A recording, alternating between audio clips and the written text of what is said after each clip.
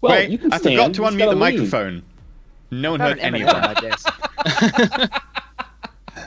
Hello, and welcome to Roll4It, the tabletop RPG show where some of your favorite YouTubers and streamers get together to play some awesome tabletop role-playing games. Today we'll be playing Dark Heresy. I'm just moving straight on, like not even blinking. I thought we weren't recording for a second. I thought we had to restart. I was like, wait, were we not recording for that whole thing? Nope, well. completely live, it's fine. Basically, our illustrious acolytes here are unfortunately the only thing really standing between mankind and the fate of gribbly aliens, heretics, and demons, and it's going to be horrific. They have also it apparently... wasn't as funny the second time round, dude. Yeah, no. First delivery was better. Time, it's fine. Yeah, first delivery is much better. Yeah, it's that issue. I give the First, first like, a 8 out of solid 10. 8 out of 10. The second Second barely time. scraped a 5. 5, 6 in there. I'll give Well, you a in 6. which case, I'll I be will mention positive then about it. live because you mentioned that well, the band have temporarily nicknamed themselves the Cleanup Crew, so you can live with I that. think you'll find that one member of the band has decided that he is basically a space janitor. The rest of the band are also What? space vigilante cowboys. I'm One the of only one them that can make the is fellowship check Viseria to Cleanup convince Crew. everybody. Only one. Like, Yeah, you but guys he's can already make the fellowship check. He's already We have called basically Vistafin. been- He got his business cards. He's got stickers for the back of everyone's jerseys. Everyone's already set up. You can't go back on it now. We have basically been space janitors for the past 2 weeks, hobbling around. Well, I'm hobbling. You're just walking around this That's space true. station. We basically spent just 2 weeks clearing cleaning up bodies bodies. away. Well, think of the bright. Think of it bright though. You can now park our wonderful ship in any handicap zone you want. Can I fly it though? Because I don't know whether there's foot pedals in the Sky Beast. Of course, you can fly it. I might just have to like have a pole that I poke the pedals with as I fly. You gotta get it handy capable rigged out. I I don't think know what if you you really need need pedals in an advanced spacecraft. You need Garrett to help you fly. That's what It you need. depends. Just tell I mean, him which you pedal know. to press. You say Isn't that the advanced. kind of This is Firefly the grim sort darkness of the far future. space future, you know? It's probably got a crank, let's be completely honest. see Wash using pedals. 100% see Wash using pedals when he was flying in the Serenity. I'd be frankly disappointed if he wasn't, honestly. Yeah. Anyway, so firstly, we have some loads of things to announce. So I'm gonna leave that to Splat. Yeah, so we've got a Patreon. Everybody should check that out. We used to take tips for the show so that it would influence things, but we found that it'd be a lot more fun if we were able to give you stuff in return for you giving so generously to us. And so now we got a Patreon, patreon.com/roll4it, where you can get bonus VODs. You can vote on the factions that we're going to be fighting inside of the game. You can get all of our character sheets and stuff like that, MP3s of the show, all kinds of cool stuff. So you should definitely check that out. And we're coming up close on the cosplay goal. We are. You just can't wait to throw that Eevee costume back on, right? enthusiasm? Eevee? Oh yeah. In Splattercat's voice there. Can you sense it? Can you feel the enthusiasm dripping? Practically pregnant, every cell bursting with enthusiasm at the idea of dressing up fancy for every stream. Yeah, I'm just gonna go out on a limb and say that Splat is not super keen on dressing up for you guys. just gonna put that out there. I But it's Had okay some because things happen in my past. He's here to suffer for your enjoyment, folks. That's what he's here for. Also, his costume's going to cost like 8,000 times more than anyone else's. It's because my 'cause, character's like, rich he and had to- fancy. character was all It's a fancy. bitch like that. He's gonna have to redecorate his whole house. Yep. Mhm. You have to get like those, Yeah, those little shale like black and white icon things for your cape. Hand carved Mm. by You're gonna have small to get your- Peruvian children. To be fair, at least it's all Peruvian children. in Like a they're cup. cheap. They're cheap. That's fine. That's not a cost. You're gonna have to get your cats the, Wow, the that's a lion dark cut. suddenly. Splat's like, why did I go this way? Why did they run with that joke? Damn it, you I made thought it was worse. just gonna stop right there and then woo right off the cliff. I know. No, that's the point. Like you You're go right thinking- over the cliff, then you have Oh. that whole stop moment. You're in midair. You look down. You go, I shouldn't have done that, and then you Honestly, fall. I think Splat was the person who laid the tracks and then thought, yeah, this is a stupid idea. I'll stop here. But then he forgot that someone else was driving the train. And it was like, Yep. oh, wow, this is... Now I'm a party to this. That is an excellent description. I'm always the person driving the train off the cliff. If you lay the tracks, I will drive. We also have something special happening this Wednesday, Splat. Uh-oh. Yeah, we do. Apparently, I have apprised the role of Dungeon Master. And so that's happening on Wednesday at 1 o'clock Pacific time. We have like all kinds of goblins and fantasy stuff going on and finger wiggly magic. It's gonna be pretty sweet. Exactly. You should stop on in. 2 shows a week. You guys finance this through Patreon, and so we're gonna do it now. 2 shows a week. Let's go. Is it really finger wiggly magic though, or is it mostly la la la la la harmonica magic? It specifically says that there are both verbal and somatic components. If there's somatic components, you're like oogity boogity boogity boogity boogity. That's how I imagine every time somebody casts. That's the only thing he ever does. That is the only thing he ever plays on a harmonica. Yeah. Yep. I had a harmonica for a na. I am disappointed. I haven't had a chance to really look it up anymore. We're gonna have DJ. He's going to get a little bit better every week. But at the end of it, he'll be the best harmonica player in the world. Yeah, then he'll that be is like Les exactly Stroud. not what will happen. But yeah, I get to be a player for once because Flat's taking all the important like GMing work, and I'm really happy because I can sense the enthusiasm. He's very enthusiastic about playing. Yes. Oh yes. I get to be a goblin. I think EE's just happy to not be the GM for once. That's true. You found out how much work goes into GMing, and you were like, "There's so much work." And I was like, "I know. I feel you, bro." I feel better though. I've got like so much content set up now that like it's just there, you know, and I'll just roll with it. After like we did the practice session or whatever last week, it was like I thought you guys were gonna blow through it in like 10 minutes, and it took like 5 hours. So Yeah.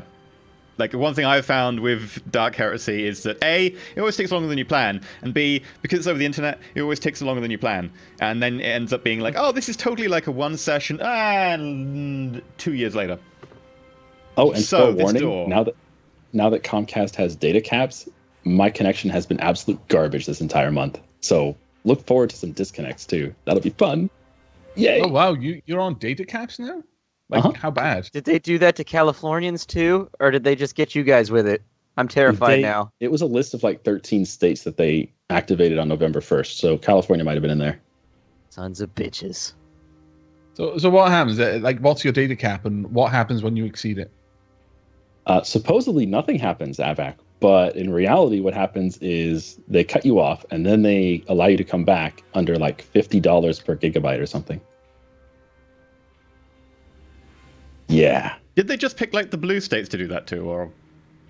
No. It's been planned for years. Oh. But Dicks. that's weird. This is why I have Brutal. business internet. I get more data on my mobile phone than you do with your landline connection through that. You don't have to rub it in, man. It's upsetting. Business internet. I keep think saying. I do. I need to point out just how completely terrible that is. Oh my god. Yeah, you totally don't need all of that like open fair internet like stuff that was No, campaigning for. this is better. No. This is better. Yeah, totally.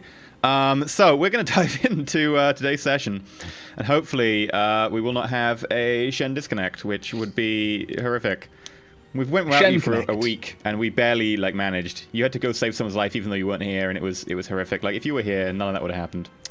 So Yeah, I wouldn't To have be saved fair, anyone, Cassius right. had the right idea. Like, if Shen wasn't there, Cassius would be like, "Nah, I'm fine here. I'm not going to save Branda. Branda's going to Comcast. Discord. It's fine." I just looked at the data cap plan. They named it the Terabyte Experience. Like they tried to make it sound hella fucking. They tried to make it sound hella positive. It's the Terabyte Experience. Everybody get on. Oh yeah, ride the Terabyte. At what point do terabytes Comcast. Fuck become these involved? I want to get off Comcast Wild Ride. But where is a terabyte actually involved? Like Benson's right. Where is the terabyte involved? Do you actually have a It's terabyte in anywhere in your? $50 a gigabyte. Do you realize how poor you will be after a month of using 1 terabyte? Oh my Well, no, the god! first- that's the thing is the first terabyte is included in whatever you're paying already. So I'm paying $120 already. So that's 1 terabyte. And then they charge you extra for every Wait. gig after that. You're charged $120 for a capped data plan. Yes. Yes. My Welcome mind, to my America. mind. EE, my mind is melting. Save me, EE. I can feel myself drifting I into the pay wall. like 50% extra to have a business connection that never goes down. We But gotta start the gasoline show is at some point. $1.95 a gallon, so that's not too bad. It's like we $2 gotta a start gallon. the show, man. Yeah, it would be Yeah, we cheaper should probably for you get moving. to put what Yeah, you before want you run onto out a of flash data drive and to go drive down. to Google headquarters. This is and turning upload into a it there. podcast. Yes, let's get on with Dark Heresy. Yeah. Grimdark future is possibly closer than we actually realize, but let's move on. No, in the Grimdark Oh my future, they good actually have God. better internet, which is really weird. So, last time we left you, you'd just finished clearing out a station of 2 Dark Elder. You then took hold of the limited functionality of the guns and the void shields, managed to actually turn them back on, and then... What? Clear the station of 2 what? well, you would be told this in the transmission you received back. You'd be like, oh yeah, those are Dark Elder. I brought the helmets and everything. I have 2 of them on a stick. Yeah, precisely. Like as soon as you send the transmission feral. going, by the way, feral in the last- this is what we saw, they'll be like, yeah, that's Dark Elder. I keep having Inquisitors to slap his hand arrived when and I he's was- trying to take grease from the sacred machines and paint his face with it. They came in, the Inquisitors, and I was just hiding behind consoles like...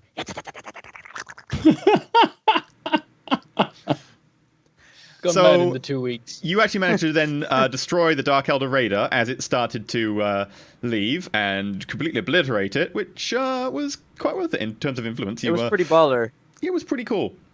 It was one of my favorite moments. Thanks to like 20 It went in the ballistics scrapbook. rolls by me and many awesome tech use rolls by And I Carolinus. seem to recall a pretty good back rub roll. I seem to recall somebody gave a back rub that was pretty solid that allowed that final there shot was to go incense, there through. was mood music. There There's a may have little even been whispering. a bit of... Brander, baby, Yeah, you it can was- do this. yeah, I it It was got you. very white on the comms at the time. Brenda didn't know what was going on. I could just imagine that Cassius would have gone, Carolinus, I need some candles and oil for the mood. And then Carolinus would have just come over and sprayed him with like engine oil and then dumped some of these really horribly waxy candles that the Mechanicus have. It's not exactly what I meant. But yeah, you've been basically on that station then for 2 weeks afterwards. Branda still lacking a leg after it got somewhat chopped off by one of the Dark Elder. I mean, you still have the leg. It's just not really attached so much. You managed to... We should laminate it. No, not laminate it. Lampinate it. Yeah. It can be our fragile leg. Awesome. You basically spend the time looking around the station, tidying things up, making sure that things are working and you don't, lose life support or anything. In general, Carolinus is a good enough tech priest that, and, this damage to life support wasn't that much, that the whole thing is pretty much running bang on at the moment. I mean, it could do with pretty much a big overhaul, but it's fine for the moment. Along I your ran out of search- sacred dungeons. I no longer had the correct wines to offer the machine spirits, but they generally capitulated. It was slightly annoyed about your treatment of the Lance battery. Yeah. I had to apologize profusely for that. I blamed it all on Branda. They accept that. Yes. Yeah. Yes, they did. I'll just stay away from the Lance battery so it can't try and shoot me. Along with that, you managed to have a look around and do a bit of exploring, particularly in the area around the main Lance factory, just down from there where you had a lot of the electrical disturbances that started from. You do find the remnants of some sort of Dark Eldar bomb or torpedo or charge that seems to have fried itself out. The black carapace seems to have been a little bit scorched by electrical discharge. Nothing really salvageable from that. Is it a type of weapon that is launched, like something on the end of a missile or something, or how is it here? Make an intelligence check. Uh-oh. Would this be something that I would be able to do? Yeah, you Because can make I an would have intelligence check been as looking well. through the place. I'm a dum-dum. Caroline, not. you would assume that it could be effectively used like an unguided bomb, or it could be used like a slow, stealthy charge, effectively. Like it has effectively what you think are RCS thrusters kind of things, that someone just needs to point it vaguely in the right direction and just the RCS can guide it in. You could assume that this charge also looks like it could be clamped to the top of a warhead, so it could be fired from a torpedo or whatever, but the evidence around it doesn't seem to suggest a warhead body. So in theory, this thing has been dumped close and then RCS'd in or just manually flown over. Okay. Also looking around, nearby that section on the inside under the Lance turret is a a room that actually hasn't been opened. Most of the rooms in this place have been thoroughly opened and looked through, especially the psyker areas, the research areas, which have been completely ransacked. No sign of the psychers whatsoever. But this room, you go up to the door, and it's a big, heavy steel door, which, upon checking with the Auspex, you suddenly gather that it's actually a laminated steel, titanium, adamantium door, designed to withstand some pretty heavy abuse. So you could probably take a Mac cannon to this, and it might be able to withstand the first round. And it looks like this hasn't been forced. The room itself probably wouldn't still be there, but the door would be fine. The actual framing of the room itself, if you actually choose to have a quick look, and just drill through some of the bulkheads just nearby. out of curiosity, I'd be like, I need to know why is this here is making my Carolina senses tingly. Because I would say spidey senses, but I've almost got a lot of legs. I'm practically a spider myself. Do you hear a thump? Thump. I was gonna say, sounds an awful lot like. Oh God, I hope so. Well, you can drill through some of the bulkheads nearby, and as soon as you start doing so, the drill bit comes away after having impact against the steel, and then got just beyond the steel, and then hit the titanium and started to burn out. It appears that the entire room is equally blast-proof and has been installed in the station itself between the bulkheads there. I'm gonna Is give there a any kick indication to on this when this was wonderful installed? door. Is this a recent addition to the station, or has it been here for a while? You can try and look through the computer cores. However, there is a lot of garbage. It looks like a lot of data has been mangled, etc. Just by the electrical disturbances. Sure, make just be a logic test. While you're testing that logic, I'm kicking the door. I'm going to suggest that perhaps we could use that bomb on it. Yeah, no, you can't really dig up anything. The station logs themselves to do with the building and the fabric of the station are completely trashed. Okay. Can I use my Auspex at all? Can I sense anything about the room that might indicate its age? Sure, you can roll it.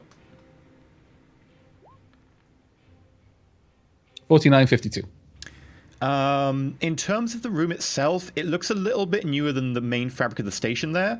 The area up here, a lot of the areas between the bulkheads themselves can actually be taken away and slotted in, as the station is fairly modular. And it looks like it is maybe slightly newer than the rest of the fabric of the station, but not by a massive margin. It still looks like it's been there a little while. It's not look like it's new in the last few years. But as you try and scan the thing itself, it does seem to be dampening a lot of the scans to it. It looks like it is actively dampening your signal as you try and actually penetrate through the barriers. And you can't really get a solid reading beyond the surface. Okay. No, I'm going to suggest again that we could always bomb it. Can I have a look for any kind of interface? Is there an interface to the door that would allow it to open? Sure. There is a keypad, and it's got a little sort of screen and stuff. It is quite advanced for most Imperial locks, put it that way. Okay.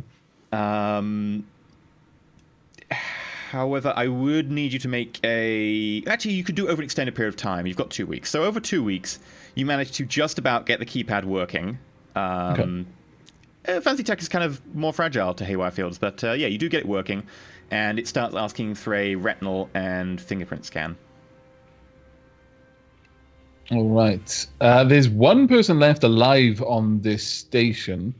I would probably ask Cassius if he could speak with the astropath. Find out if he knows anything about this room or who might have access to it. Sure.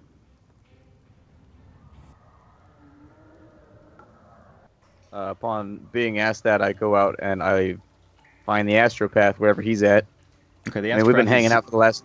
I imagine he's in the med bay along with a one-legged Brander. Well, he's kind of decided to move back towards the hab modules in one of the sections down below.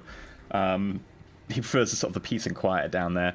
A lot of the conduits around there that supply water around the station have been somewhat damaged, and they are leaking. But other than that, he seems to have made a home in one of his old hab units. As you pop down there, you find him sitting on a bed. It looks like he's trying to focus himself. You would recognize the general sort of mind conditioning exercises of sort of meditation. Not wishing to disturb him, I kind of stop just inside the door and kind of just lean against the door jamb until he notices me. Cassius, I'm sorry. I should have followed your line a little bit further away. Your curiosity is quite loud. Yeah, I'm sorry to bother you during your meditation time. I know you need some time to unwind after everything that's gone on. I had a question, though, concerning a sealed room with a keypad in the front of it. Our tech priest has been working on getting the keypad working, and it's asking for a retinal scan. Do you know who might be able to access that area? Possibly the station commander or one of the head researchers? Okay. I'm assuming that they're all dead. Do you mind if we link minds for a moment and you can show me what they look like so that I can pan through the bodies and see if I can find them? We just want to make sure we're going through every area looking for breaches in the bulkhead and anything else that might endanger the station. Sure. What do you think is wise? And he sort of reaches out his hand, touches the side of your head, waiting for you to do the same to him. Sure, I do it. Okay. Then through sort of this joint synescience, you can sort of trade very sort of basic information, and he sort of shows you some images of station personnel, particularly pointing out one of the station personnel. This would be the effectively the station warden, the station chief, a powerful psyker himself, and this would be Joseph. I'm trying to figure out how to pronounce his last name that I've written down. Ciarh. Ciarh. Yes. Ciarh. Joseph Ciarh. I'm gonna go with that. I'm gonna pretend I'm dyslexic and just call him Chair. I'm not sure that works with linking minds, but okay.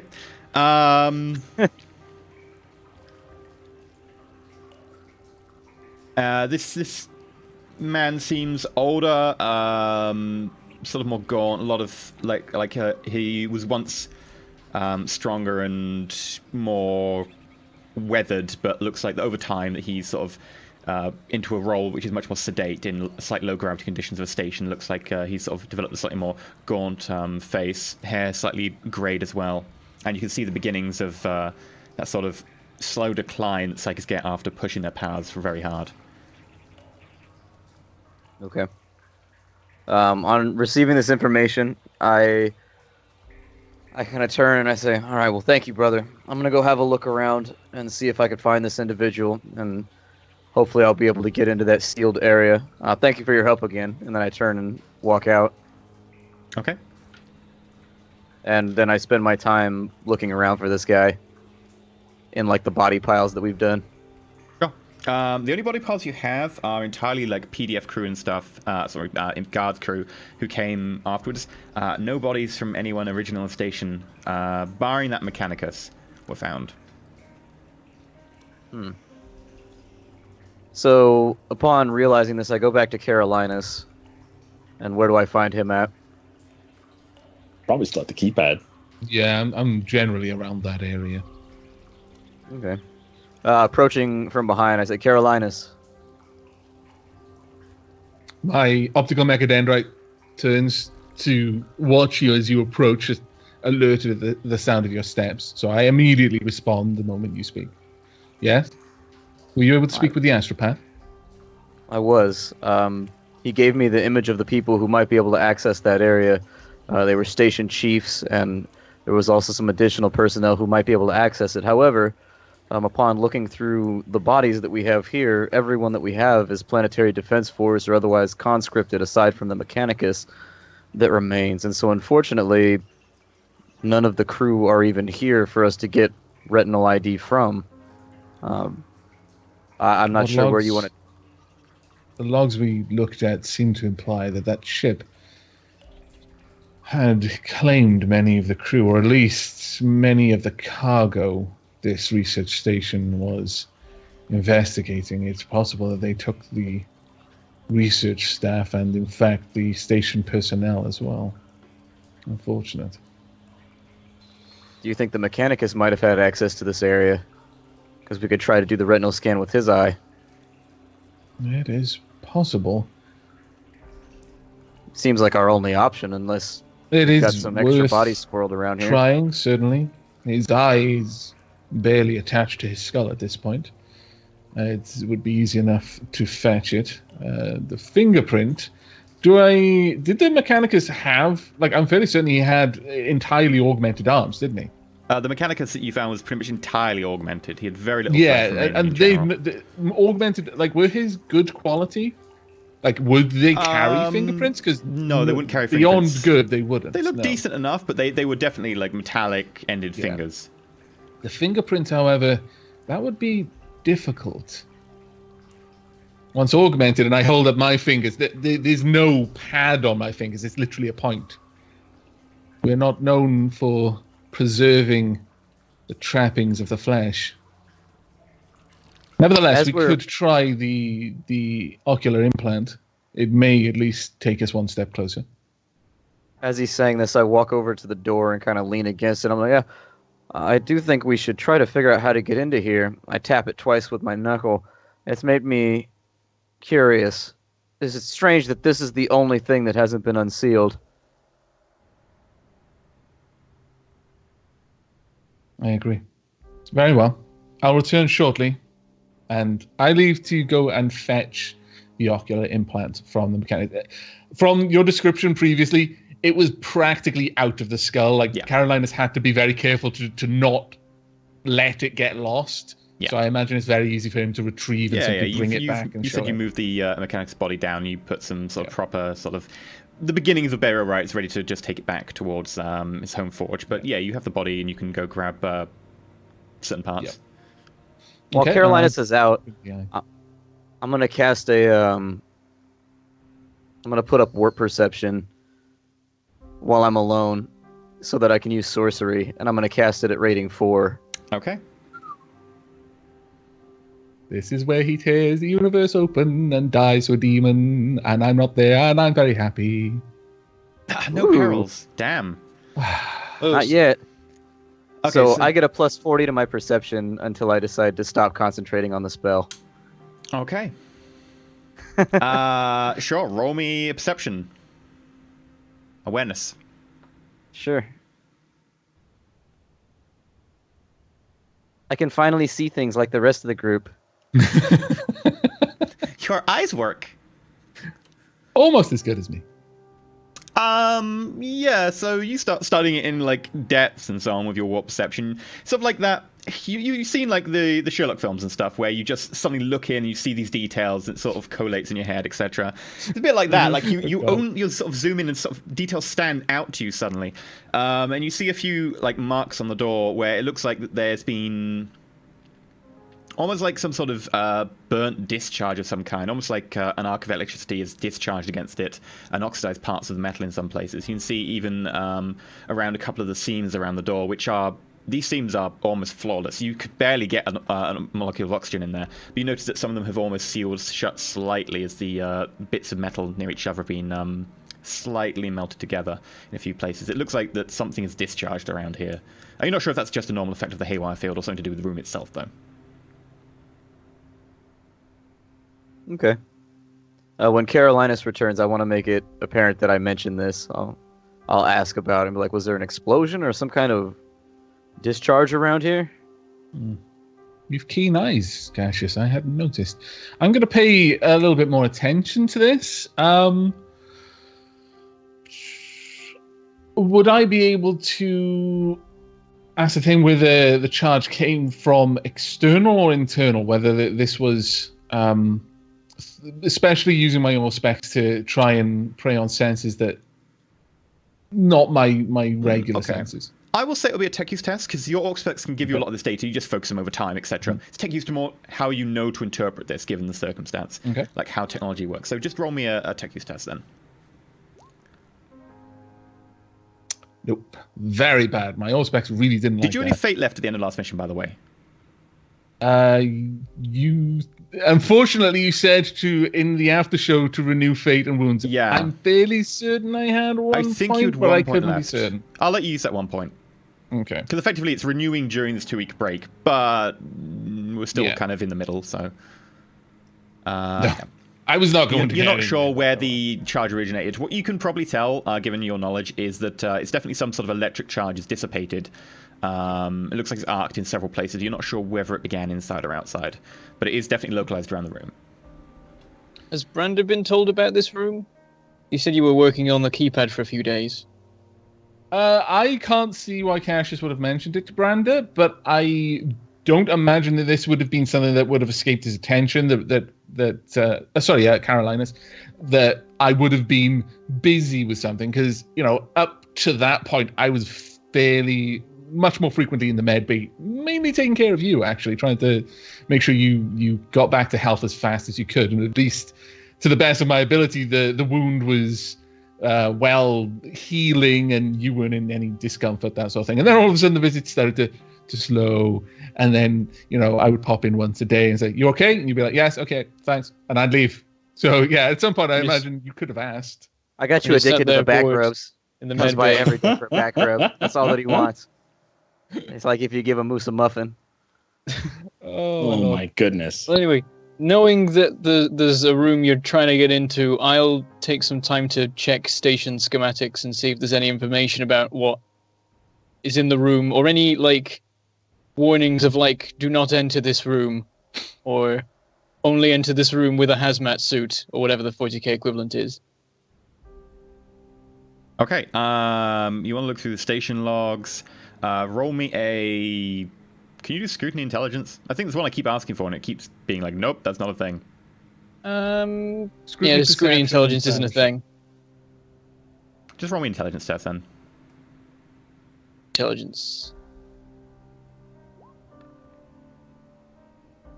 Nope. 90 out of 36. It's very hard to get through the computer logs at the moment, considering a lot of them have been damaged and so forth. You don't really manage to pick up anything beyond the fact that there is a secure locker bay up there. You tend to gather that, but you can't really tell anything beyond that.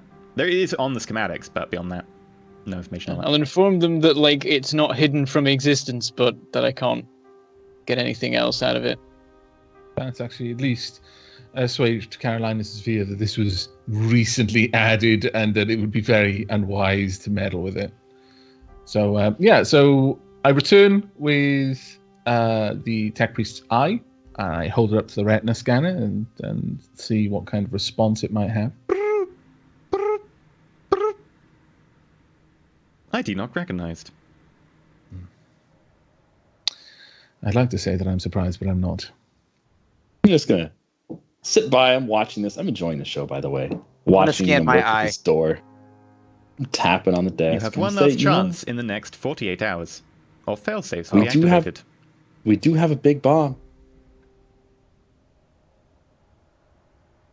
So did I scan my eye or did I not scan my eye? It's up to you. The thing is said that it's got one last chance in the next 48 hours, or it will neck a failsafe.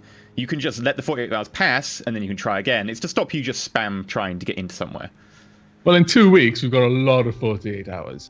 Yeah. So we'll just wait. It's taken you a few days to get to this point, so effectively, if you wanted, you could try maybe another 8 times.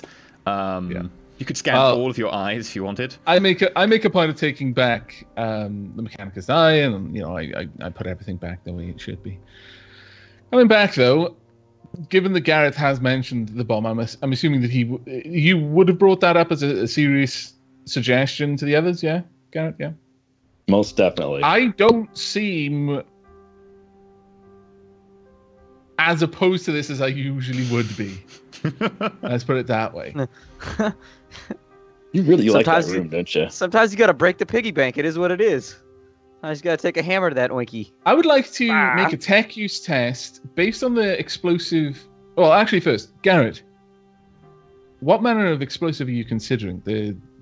The warhead that we discovered? Indeed. If it was brought here by the Eldars, then they probably think it's sufficient problematic. to deal with this door. My or knowledge anything of else. this technology is limited. Its yield, its destructive capabilities. We could break open the door. We could break open the station. I will. How about I'll look over this device. I'll see if I can ascertain what kind of explosive yield we're dealing with here. And with that, I'm going to. Oh, unless Garrett stops me. If you're unable to determine its destructive capabilities precisely, then how about we use it as a last-ditch effort as we're leaving the station to see if that does open it. Then we can always come back if it opens, and if it does some damage to the station, we don't come back. Simple. Well, to be fair, large parts of the station can simply be isolated from the others. These habitats are not made to completely depressurize at the first hull breach. Still, I would sooner not damage any delicate machinery further than needed. Still, give me some time. And with that, I'm going to go off. Unless someone comes and disturbs me, I will spend some time. And I'll probably make an extended test because this is alien technology that I barely understand, if understand at all. And I'm going to be trying to work out something very important out of this. So Okay. I will take a few days to properly analyze it, properly analyze the chemicals that my specs can detect, make hypotheses on the way that they may be this would be interacting. Forbidden what Law kind of yield. Eldar, so it'll be intelligence minus 20, and I'll Okay. let you roll it just 5 times, and then we'll add up the any positives you get. Nope. Nope.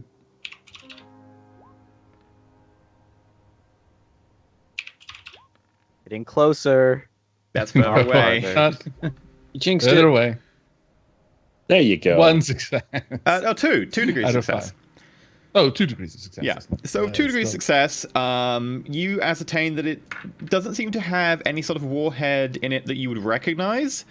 Beyond that, it is technology that you are not familiar with. It's very advanced. It's got a lot of very fine circuitry and wires and almost some like weird, maybe squishy components that you're just like, I have no idea what this does. And it looks like most of it has fried. From what you can tell, most of it is used. It seems to have fulfilled whatever function it was intended to do. Okay. So it may or may not be active at this point. From what you can tell, your Auspex seems to indicate that whatever power it has seems to be a very minimal amount now, and it is slowly decreasing. But it's similar to the... Should those have been tech use tests, by the way, not just intelligence? no, I was because analysing strictly forbidden they would be technology. Forbidden Law Eldar, not tech use. Right. Okay. I mean, it could have been a tech use, but it would be still been even more massively negative because you don't have Forbidden Law. So it worked out roughly the same. So you're not exactly sure, but it does seem to have been something that was creating the field that was causing some issues around that area of the station. Beyond that, you can't really tell. All right. I imagine it would not be very difficult for me, based on my background, to note the points where I would need to seal off this section, basically from the rest of the station, when arming this device. I'll return to Garrett and Cassius and confer with them. Brothers, I cannot confess to know much about this device beyond the fact that it is slowly bleeding whatever energy it once held. That could be good for us. I have no knowledge, and that is to my credit of this heretical technology. However, from what little I can estimate, it is significantly weakened from its original state. Perhaps that will mean that it will be ample to break the door and not the station, or we'll just have to suffer less damage to the station when it goes off, or it might do nothing. Still, I'm willing to try. Of course, I will take precautions to isolate this part of the station before triggering the device, but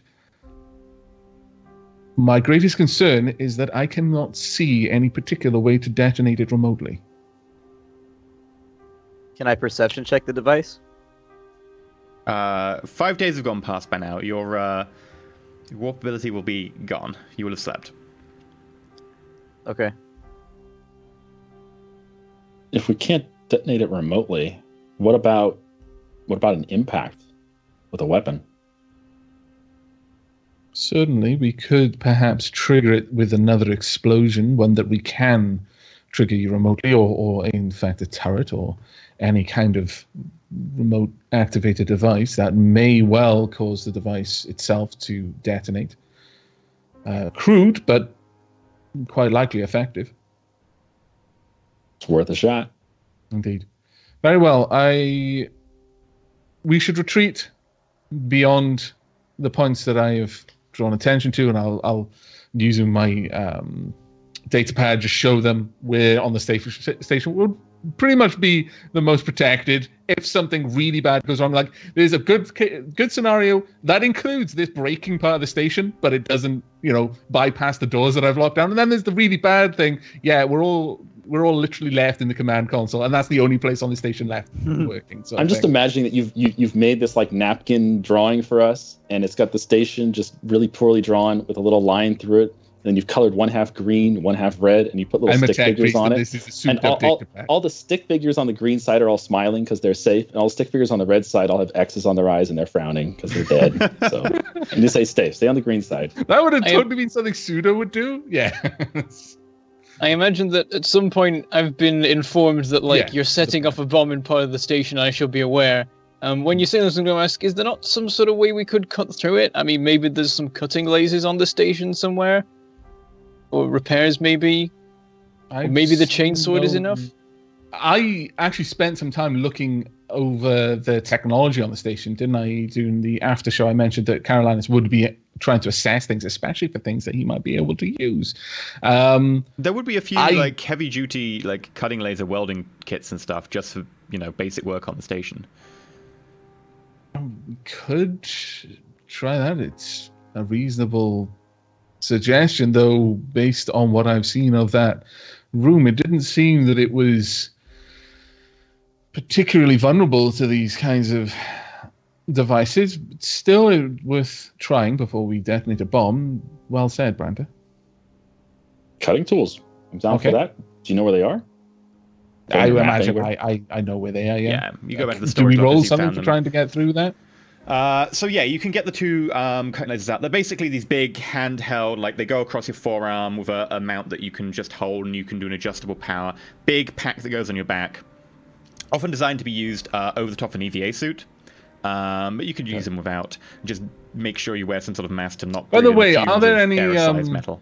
Were there any EVA suits or additional void suits here? Because there's a lot of actually. You look around the entire station, and there are quite a few void suits around. I would make a point of trying to find a nice void suit. I imagine they've got fairly decent ones, and setting them aside for the whole crew. And my intention would be these are now our void suits. You managed to find some that are decent enough. By nice, I mean that not held together by duct tape, basically. Yeah, there are some that are maybe not as much held together by duct tape. Yeah, sure, you can get 4 of those out, and you can have the two, what are they called, cutting torches. So you get the cutting torches, and you can have a bit of a go at this thing. I'll need you to make... What sort of test will this be? I'd say tech use, but... Because you're literally using a cutting torch. It would probably be some... Yeah... If to get through an object and to know how best to cut the object, I would say it would probably be a tech use test. Either that or ballistics, basically. But I can't imagine how you'd... A very close range. You can actually use these as a ballistic weapon. They just have a very, very short range, and they're terrible. But I guess if you're trying, no limit on time, etc., blah, blah, blah, you can just use them very tactically. I can let you use a tech use test for them, and that'd be the best. Oh, come on. Carolinus would have had to use this for a torture device at some point. Oh, I'm doing it. Jarrett's all over this shit. Okay. All right. Well, are you assisting me, or are we just both independently trying to cut 2 door-shaped holes? I don't know. I guess we can try it from different... one thing we hadn't even talked about. Cut a peephole first, though, so we can look in. Just a little hole. Well, we tried that with the drill, and it didn't get anywhere. What if this is the only strong part of this room? What if this door is the toughest part to get into this room? Maybe we're going about this. I already explored that the framework is made of this stuff. Fine then. Fire up the blowtorch. Okay. Well, what do we roll for the tech use? Do we get any modifiers because we're basically got all the time in the world? Yeah, but you also have a very interesting door. I'm effectively flatten it out and just say it'll be a tech use test. Okay. Just rolling straight up. Yes, you got 2 people to make it. So if you want to make it and Garrett wants to make it. Yeah, Garrett, you make a little bit of headway, but eventually the cutting torch sort of flickers and dies before you really manage to get particularly far in. You started to get into that titanium layer, but it's just a lot of metal there to try and cut through. Stupid sodding technology. Let's throw the torch on the ground. Which Accidentally sets his foot on fire. swings behind you Yeah, because it's I'm attached to a stomping on backpack. it too. It's not going out like a cigarette does. And then Carolinus rolled a 32 with a target of 52. So Carolinus, you start very specifically targeting one small area down the bottom corner, ideally trying to get directly through before you move up in a bigger arc. Whereas Garrett specifically was trying to take down, one sheet by one sheet to see if, you could do it layer by layer. You actually do manage to get pretty far in, and you start going through that center adamantium layer. And you smell something that's a bit different from just burning metal. It smells like there's almost like some sort of silica or crystal composite in there. You've probably smelled this before while doing work on board ships and so on. And more likely, the moment I smelled anything changing, I'd be using my Allspecs to... Though I would want to stress that my intention was to be wearing my void suit, because opening some mysterious room, we all know what happened to the pyramids. Okay. In which case you don't smell that. That's fine. But my Allspecs might be picking it up. Not inside your void suit if it can't get the smell. Make me, since you're in your void suit, you've got limited perception, etc. Make me a perception check. Would I be able to Awareness. smell it? Because I ain't in a void suit. Yeah, you can smell it, but you don't recognize it. You wouldn't have worked on this sort of stuff. So yeah. 70. You notice that the keypad, which is, kind of up there, a little bit out of view, you notice that something flickers on it and it turns red.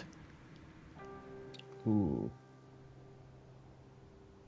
While I slow my cut down and stop, and I'm looking at it with my optical mechadend right now. I'm still looking at the hole as the white hot metal begins to cool, but my optical mechadendrite is now looking at the keypad, trying to see what it's saying. The keypad seems to be got a blinky? Yeah, it's like there's a little blinking icon in the corner, which indicates that something about... You wouldn't be able to really tell. It doesn't give you a lot of information. But from what you know of keypads and security protocols in general, it looks like that it's initiated some sort of first step trigger mechanism. Some sort of, in the event of someone tries to breach, something will happen. Okay. And it's armed something. Am I able to access it and try to use security to try and bypass it and simply hack the keypad? You can certainly try. Okay. Just roll me flat security, and I'll let you know whether it succeeds or fails. Okay. No. That would be 5 degrees of failure. 5 degrees of failure. So with 5 degrees of failure, you bend down and you start trying to hack it. You plug it into your data slate, and you start fiddling around on your data slate. And about 15 minutes later, after quite laborious work of trying to hack through this keypad, suddenly something changes, and you're not sure what, but suddenly arcs of electricity flow quickly down into your data slate, which completely and utterly fries it. The screen melts and bubbles. Part of the sort of the LCD screen starts burning in one corner. The electricity carries on into you, inflicting damage that won't kill you, and you'll heal it instantly because you've got story time. I'll let you know if you want to do suddenly anything important. I am jumping back from this. Holy crap! And I've got my last. I'm cursing shooting loudly. I'm shooting at this data pad as it's falling to the ground. Yeah, effectively, you take 12 points of Pen 6 damage to your arm. Okay. If that's important. And your data slate is completely and utterly destroyed. And a second blinking icon, a little bit long from the first. Now goes solid. That's the only data slate I've got. Was that the pimped out Jakaro one too? Mm-hmm. Oh man. I mean, it was story time. I wasn't asked if I plugged my pimped out data slate, but I'll let the GM dictate my actions to some degree. The pimped out Jakaro one was giving you a slight bonus to all hacking tests that I've been making so far. I don't want to tell you how good it was, but I probably would have gone without it if you'd asked me, because we're dealing with some sort of high grade military tech. But fine. So we're all standing there while this happens? God moding there. But I presume so. Yeah, I can do what I want. Well, given technology. That, is it still blinking at you? What is wrong with this? The first icon is still blinking. The one a little bit along from it is solid now. If we do anything further, it will likely use whatever defense mechanisms it has. It'll either destroy what's in the room or attempt to destroy us. I raise a finger up into the air. What if we were to shut down the generators? Do you think it draws power from an auxiliary source or from the main power system? Good suggestion. How quickly Life can we shut support. it down? There's plenty of air in if- the station. We could shut them down for a time. I assume if the light goes off, we'll have our answer. It's an easy enough thing to test. Okay. Okay. So where is that? Can I go out and do that? How do we do that? Do we do it from this room? So you want to shut the power down to the entire place, or you want to try and shut it down per section? Shut it down for the section that it's in. Okay, so you go and you quite easily shut down the power for the section. The power for that keypad, however, does stay on. All the lights around you, that keypad stays glowing. What if we kill the whole station? Yeah, just microbeat over. It's still on. The light's still blinking. I say, Using, knock out the rest. capacity. But we could shut down the station. How much would I estimate that we would be able to let the station completely power down for? You could shut down the entire station normal power, in which case you'd still have emergency power, which means you'd still have gravity, you'd have emergency lighting, and you'd have access to doors. Or you could shut down that as well, in which case life support would stop working. And yeah, that's what I've said. But the station is currently full of air. It's a large station. It's full of air. There's only 4 of you. It would last quite a while. You would estimate it would probably be a few days before you get any sort of hypoxic effect.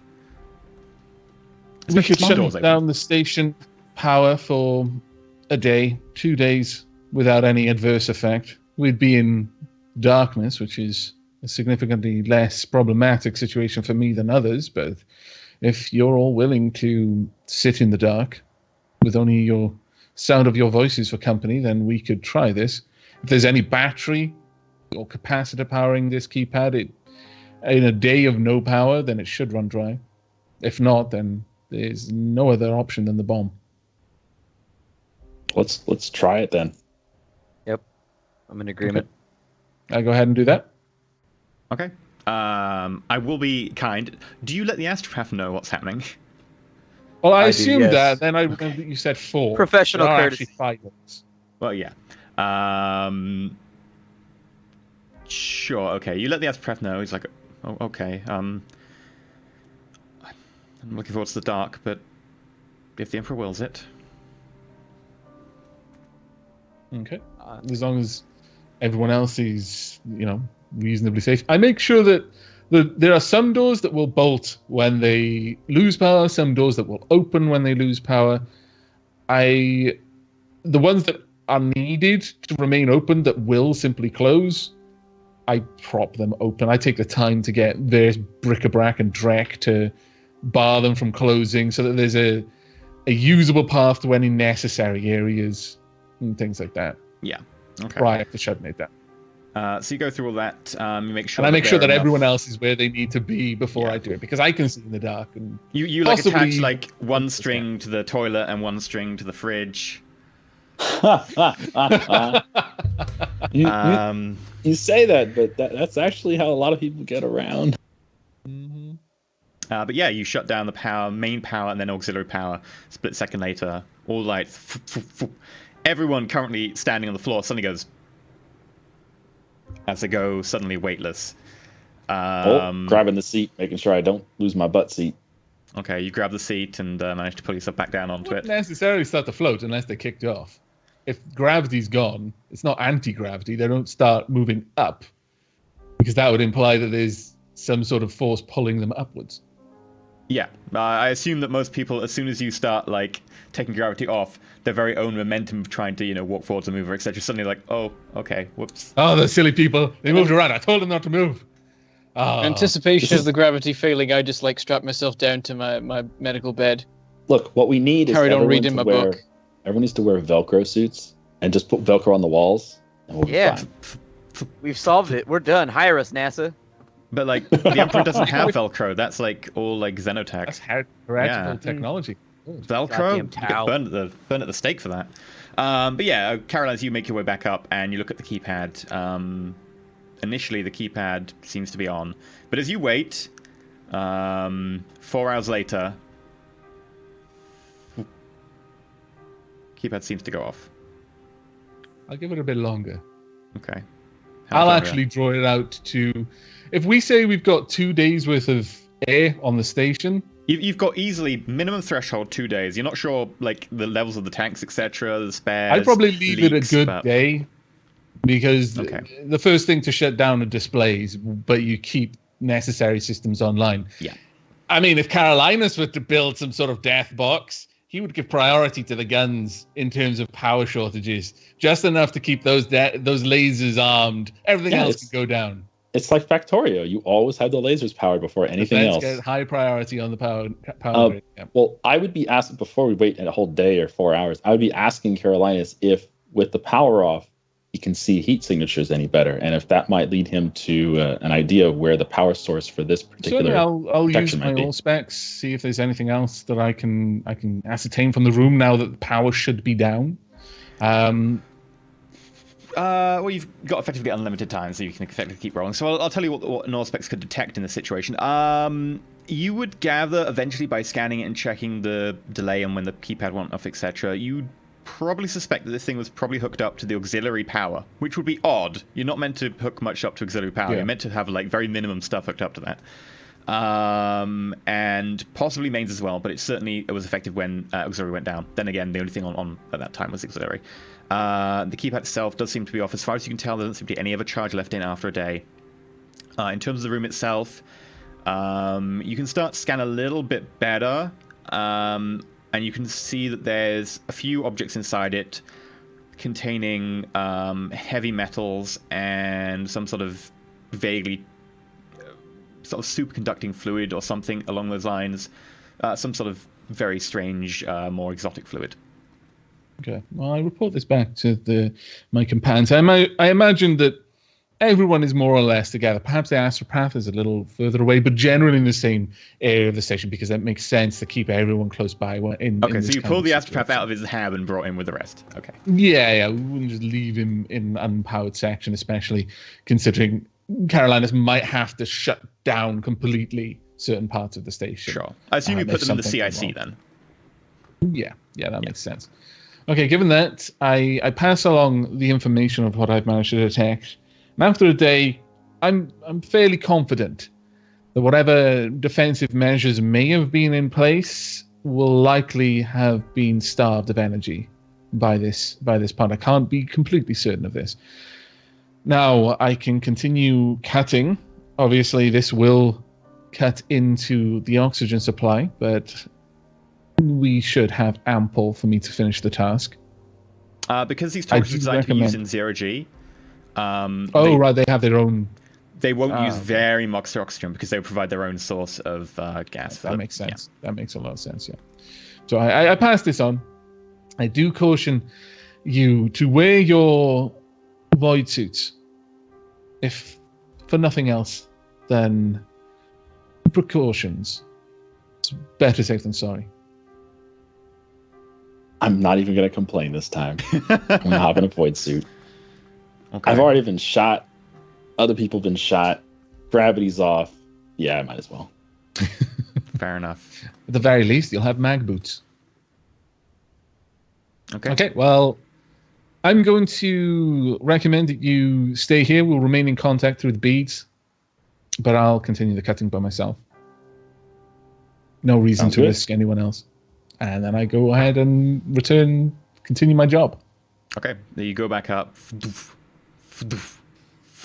0G. To be fair, though, quite large portions of this journey, you just turn off your mag boots because you're a Voidborn. Yeah, you're kind of used to this in some sections, and you just go sailing. I'm actually a lot faster in down 0G. corridors. Yeah, no, I've actually got an agility bonus in 0G. Yeah, you're rocketing around this place. Everyone else who actually sees glimpses of you as you go past CIC is just like, I don't know how we managed to do that. Just pushing off rules in the right places, grabbing onto handles as you go past. So these moves, I don't even slow down the corners. Sort of like bend their fingers, or they'd maybe grab something wrong, or whatever. You're just like whoop, whoop, whoop, whoop, like all around the place. You get back up to the top and you start cutting. Give me another tech use test.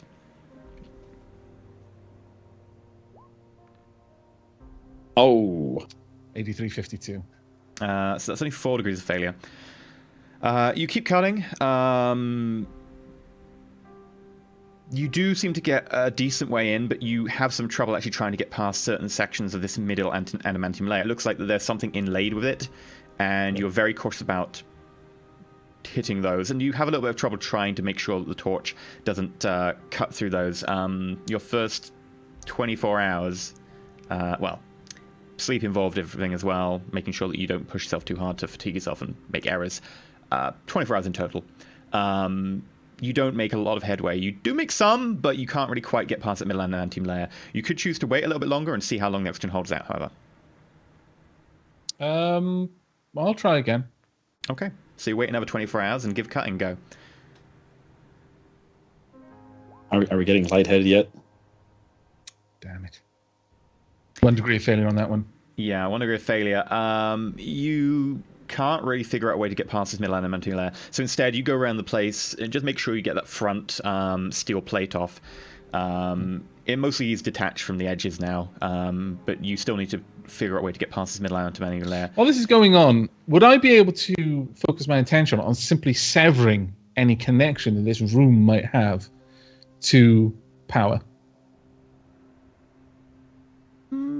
Sure, you could... I would imagine I'd find it significantly easier to simply cut, now that power's off, simply cut through any of the conduits, literally just isolate the room entirely, except for the literal gantry kind of structure holding it to the side of the station, which would decompress this area, but I would be able to drop the bulkheads first. As you begin doing this... Don't a lot of security... Are you worried about the security system or what? Security system's completely being cut off from power anyway. I know, but you're not looking at bringing power back on, are you? Well, we're going to have to if you want to breathe. Well, the thing is, a lot of security systems, this is totally out of character, a lot of security systems work by having a signal come back. It can't just be a one-way signal. So if you sever it entirely, then that signal will be severed, and if it doesn't receive anything back, it may consider that a breach. Yes, but the entire system has been depowered. If that was going to happen, the system would have triggered already. Yeah. Like the alarm on my house, for example, when the mains power goes off, the alarm goes on, no matter what's happened, because it's got enough battery power to detect, I've been cut off from mains power, someone is trying to tamper with the alarm, trigger. We've completely depowered the system. So as far as the system is, if it hasn't happened yet, it's not going to happen. So if I then isolate it completely from power, the battery can't charge again when I turn it back on. Like basically, if that was going to happen, and it is a reasonable fear, it would already have done so.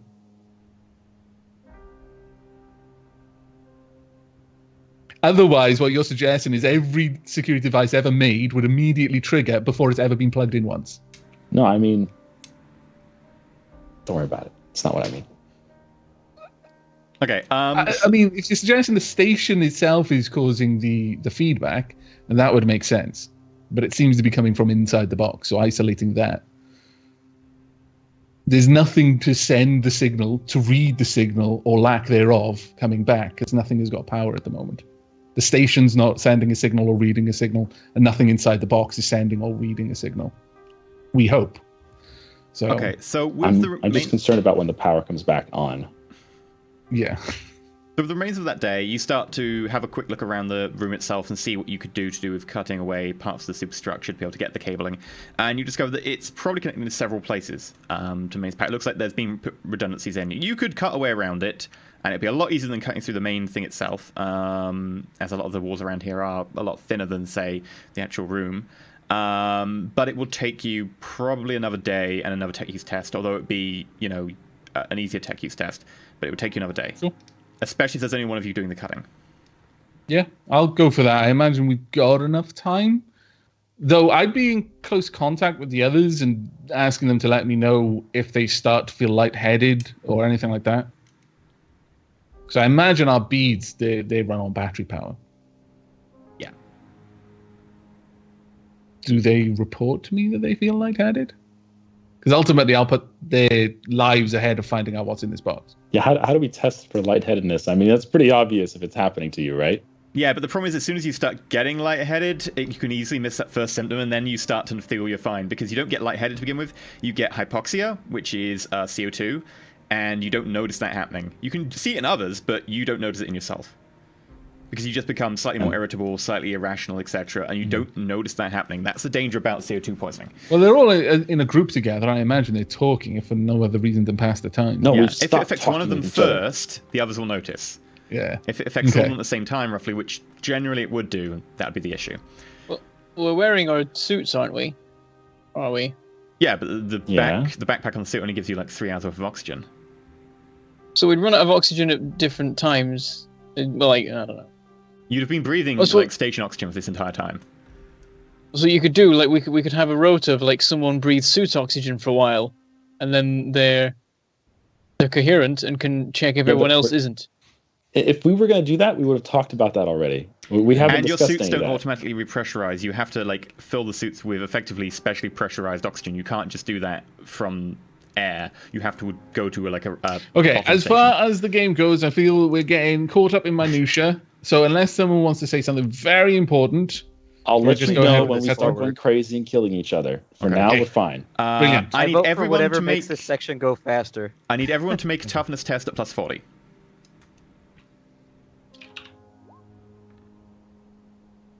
oh, I failed. Yikes! I managed. Wow, I me and failed. Garrett, horrible rolls. Okay. Branda, Cassius, make me Medicae tests. Neither of you I can't make Medicae? that test. Intelligence No. minus 20. This Yeah, is that's- not going to go well. Nope. It's just 75 testing if out of you're smart 11. enough to notice that we're going crazy, we're killing each other. So, Garrett, you're feeling slightly more irritable and irrational right now. Not a lot, just a little bit. Your movements are like a little bit less refined, etc. You think you're fine, and no one else has noticed that you're not fine. The same is We've also just been true on for this damn station Carolinus, too long. but Carolinus doesn't know, and no one is around Carolinus to notice. Mhm. So, He Carolinus, can't get through that damn door. You gotta be kidding me. wow. that roll. You gotta be shitting. Wow. 3 with a Oh my target of God. 5. Cassius, you've probably seen this before. You were on a shuttle at one point that took a very long journey to try and get from one planet to a moon, and you got caught in a micrometeor storm, and you noticed that a couple of people around you started to get really irrational and get a little bit of jittery and lose this sort of fine motor control. And it turned out it was, CO2 poisoning. You're starting to see the same thing in Garrett. Yeah, because Garrett's in his face right now and pushing Cassius up So- against the wall. He's shoving him against the wall over and over and over. He's like, "Get On us the off the micro station! feed, Off I the say- station now! Get I us off the say- station!" Brander is showing first signs of hypoxia. Not Brander. Garrett. There's no me. Garrett, I'm sorry, Garrett. Carolinus? I'm doing okay because I'm down a leg, so there's Okay. more oxygen in. I don't know. What are you sucking on your legs oxygen Make now? make an That's not intelligence what- check, Carolinus. Okay. Nice. 25, 42. You really just feel like you don't care very much. Like you never really like Garrett that much anyway. It doesn't matter. Like he's just that way. But your sensibilities actually kick through, and you're like, no, actually, that was a bit odd. Yeah, that's a bit irrational. You can make a decision as you want in this situation. I'm going to medicate myself. Yes. I've got a Medicae mechadendrite that should be able to tell me what my blood oxygen levels are at. True, but they are open to interpretation. I will allow you to do that since you do have an external system, but it would be at a minus 30, just because it's a lot to do with how you interpret what an acceptable level is. And Okay. often Still- with this, it's what you're showing symptoms externally rather than your actual technical level. That should have been one less degree of failure because I forgot to add the plus 10 in the Medicae Okay. mechadendrite gives as well. But it's still recognize that you're definitely very close to the limit. You're not sure whether you're just under it or just over it. Okay. But it's sort of it's interpretation at this stage, and you think you're probably just about fine enough, but you would definitely somewhere at the limit. How long would I reckon I had time to cut or finish trying to cut? Based on your interpretation of Well, my mental state right now. your mental state right now is you're still a little bit irrational, etc., and a little bit more impulsive, although your fine motor control is a little bit down at the same time. Also, you would know in the background that you can keep pushing on a little bit further because it's a very large station. For the CO2 to build up to actual toxic levels will take a lot of time. Whereas if this was, say, a small cabin, This would happen a lot more rapidly. You'd have a few hours. This. I'd still be got more back time. to Cassius. He's a large fella. It's probably affecting him sooner. Make sure he try to calm him down, sit him down. Just keep him from unnecessary activity, and I just carry on cutting. I've already table flipped and I'm stormed out the room. I'm just gonna go stalk off other parts of the station. Screw this place. This place sucks. Okay. Make me an intelligence check. Oh my lord. We're gonna get into this Table room and it's like, flip yeah, to you find 0G. nothing. Call it now. In before, nothing in the room. Yeah, in the dark, with not even the auxiliary lighting on, you quickly get lost in 0G in the dark. Because there is no down, really. Especially when you can't see very well. Down is where you want to be. And even without a down, this place is completely alien to you, and it's dark. You very quickly get lost. Cassius, Every direction you want to be Cassius traveling. occasionally hears, phew. So I can see Cassius where I'm is going going. down to turn the power back on. I'm working my way back down there. I'm just going to take the initiative here. Take out. two Okay, shots make from an my gun. intelligence check. To do what?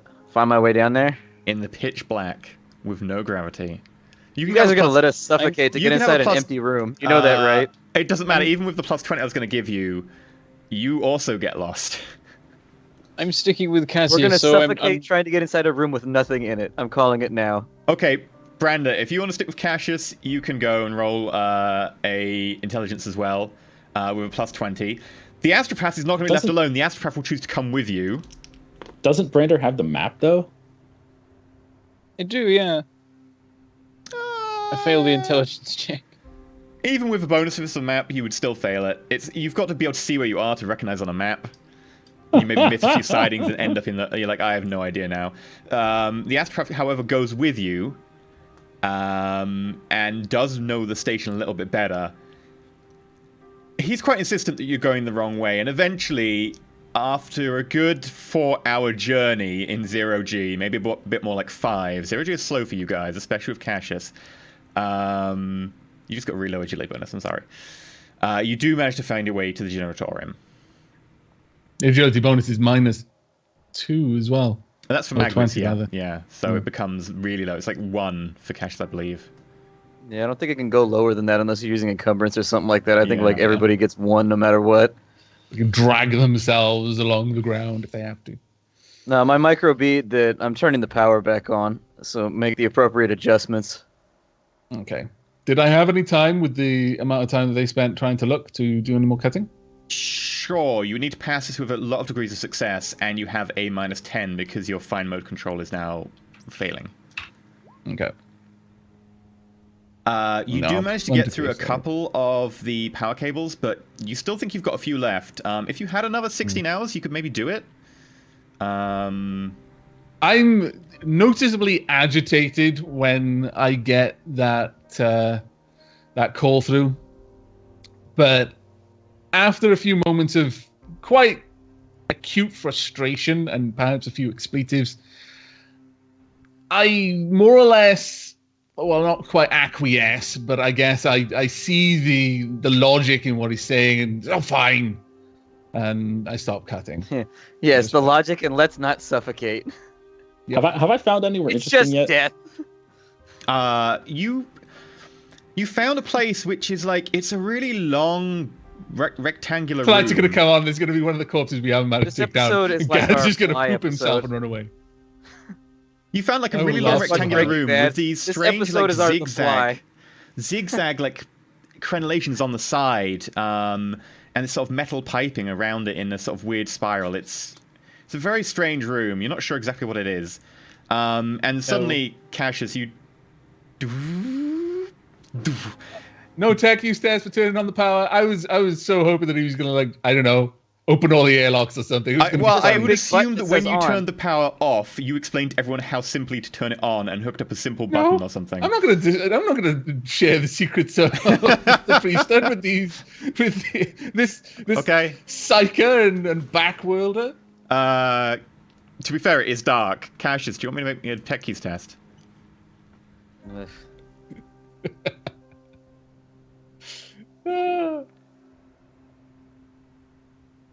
That would be 5 degrees of failure?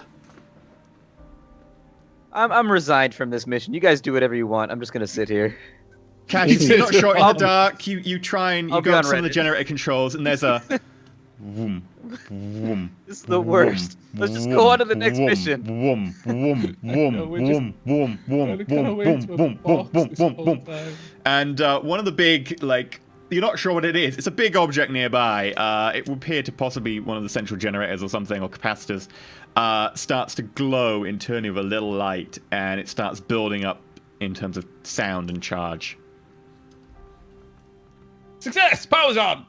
No, microbeat. Is that the generator? What's going on? The hell are Can you everyone doing? hear this, or is it just Cassius, Brandon, To the Cassius. astropath? I'm gonna, The astropath I'm is gonna going to use make a the tech light use coming. test. And he I'm going to fails use the massively. light coming from this thing to look around and see A, what was pressed, and B, what should be pressed. Make me a tech use test. No This isn't negatives gonna now, help the situation. because there's a little bit of light down there. This isn't going to work. Uh-oh. It didn't work. Yeah, Wasn't a critical fail at the very It least. looks like Cash One is point like away. basically like press something on one of these big like desks. You look over to the desk and you would no idea what. It looks like someone like one of the mechanics has especially customized this desk to their exact preference. You have no idea what any of the side of the buttons do, despite the fact you've been on warships before. You do not recognize it. It's very hard in the Does it glow look anyway. like an on button, and is there an off button next to it? You're not sure which button he pressed? Oh. You must press more buttons. Boom, boom, boom, No, no, no. boom, boom, boom, boom. Something is building up. I say, I don't know about this, and start moving towards one of the doors. I switch on my bead so that like the sound gets through to Carolinus, and I go, does that sound good? The astropath quickly walks over and with a 0-8. Oh! I think you press this one and pushes it. Cassius, you'd be able to just pick up via the background of Synescience that he has activated some sort of warp power.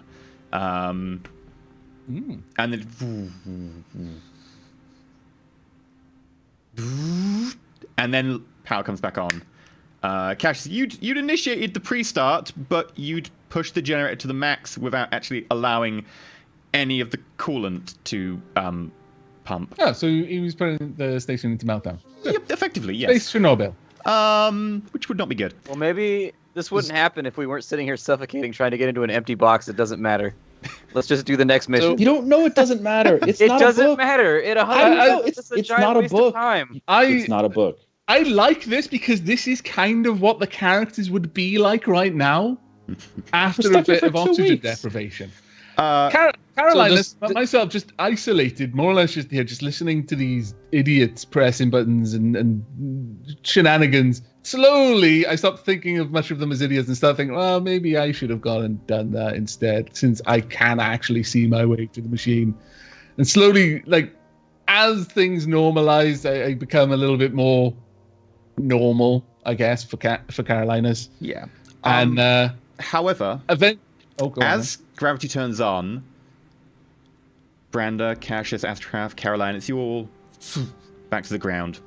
Garrett, I slammed down face first because I was swimming around in 0G, seeing as I can't really walk. yeah, you're like front of your helmet against the ground. That's true, because he can't turn his mag boots on properly because he will literally stick to the floor. Yep. No, he can turn That's one it, off he and then can't just do- try and grab onto something and move the next foot forwards. Garrett, I Garrett, have the other however, mag boot. It just sort of trails and flops about on the end Yeah. of the leg. Garrett, however, the lighting comes on and you realize that this weird, like, long room you're in is actually tilted 90 degrees. You're in a stairwell. Oh, goody. The gravity comes back on and you smash your head on one of the like railings going past and go straight down to the bottom of the stairwell, bouncing off a few on the way down. You take 19 points of impact damage Really? Wow. with an AP None of of 3. this had to happen. I was a little We bit could've worried when I... just Waited for Khan to get here. Just could have waited for Khan to get here, but no. I mean, what I was about to say, and in fact, what I'm going to say, because I'm imagining 19 points of concussive force is going to just silence Garrett, and in a couple of minutes we'll be like, Is anyone here from Garrett? And then we'll look for him. But So how much damage you take? That would be, let's see, I have to kill you. -14 wounds. No, you've gone back to full wounds for this. Really? Yeah, Oh. you've been healed. Don't worry. Oh, Negative okay. 14, Then it's like only death. only -7. Yay. Okay, -7. Really? That's what took my leg off. No, I no think. opportunity for acrobatics rolls or something to just grab onto something as he realizes. The I thing will let is you that- make an acrobatics roll to reduce the damage slightly. I mean, it's going to be hard, but you're flailing wildly while you're falling. You might be able to, like, I don't know, jam an arm around a banister or something. Yes! 5-degree 60. success.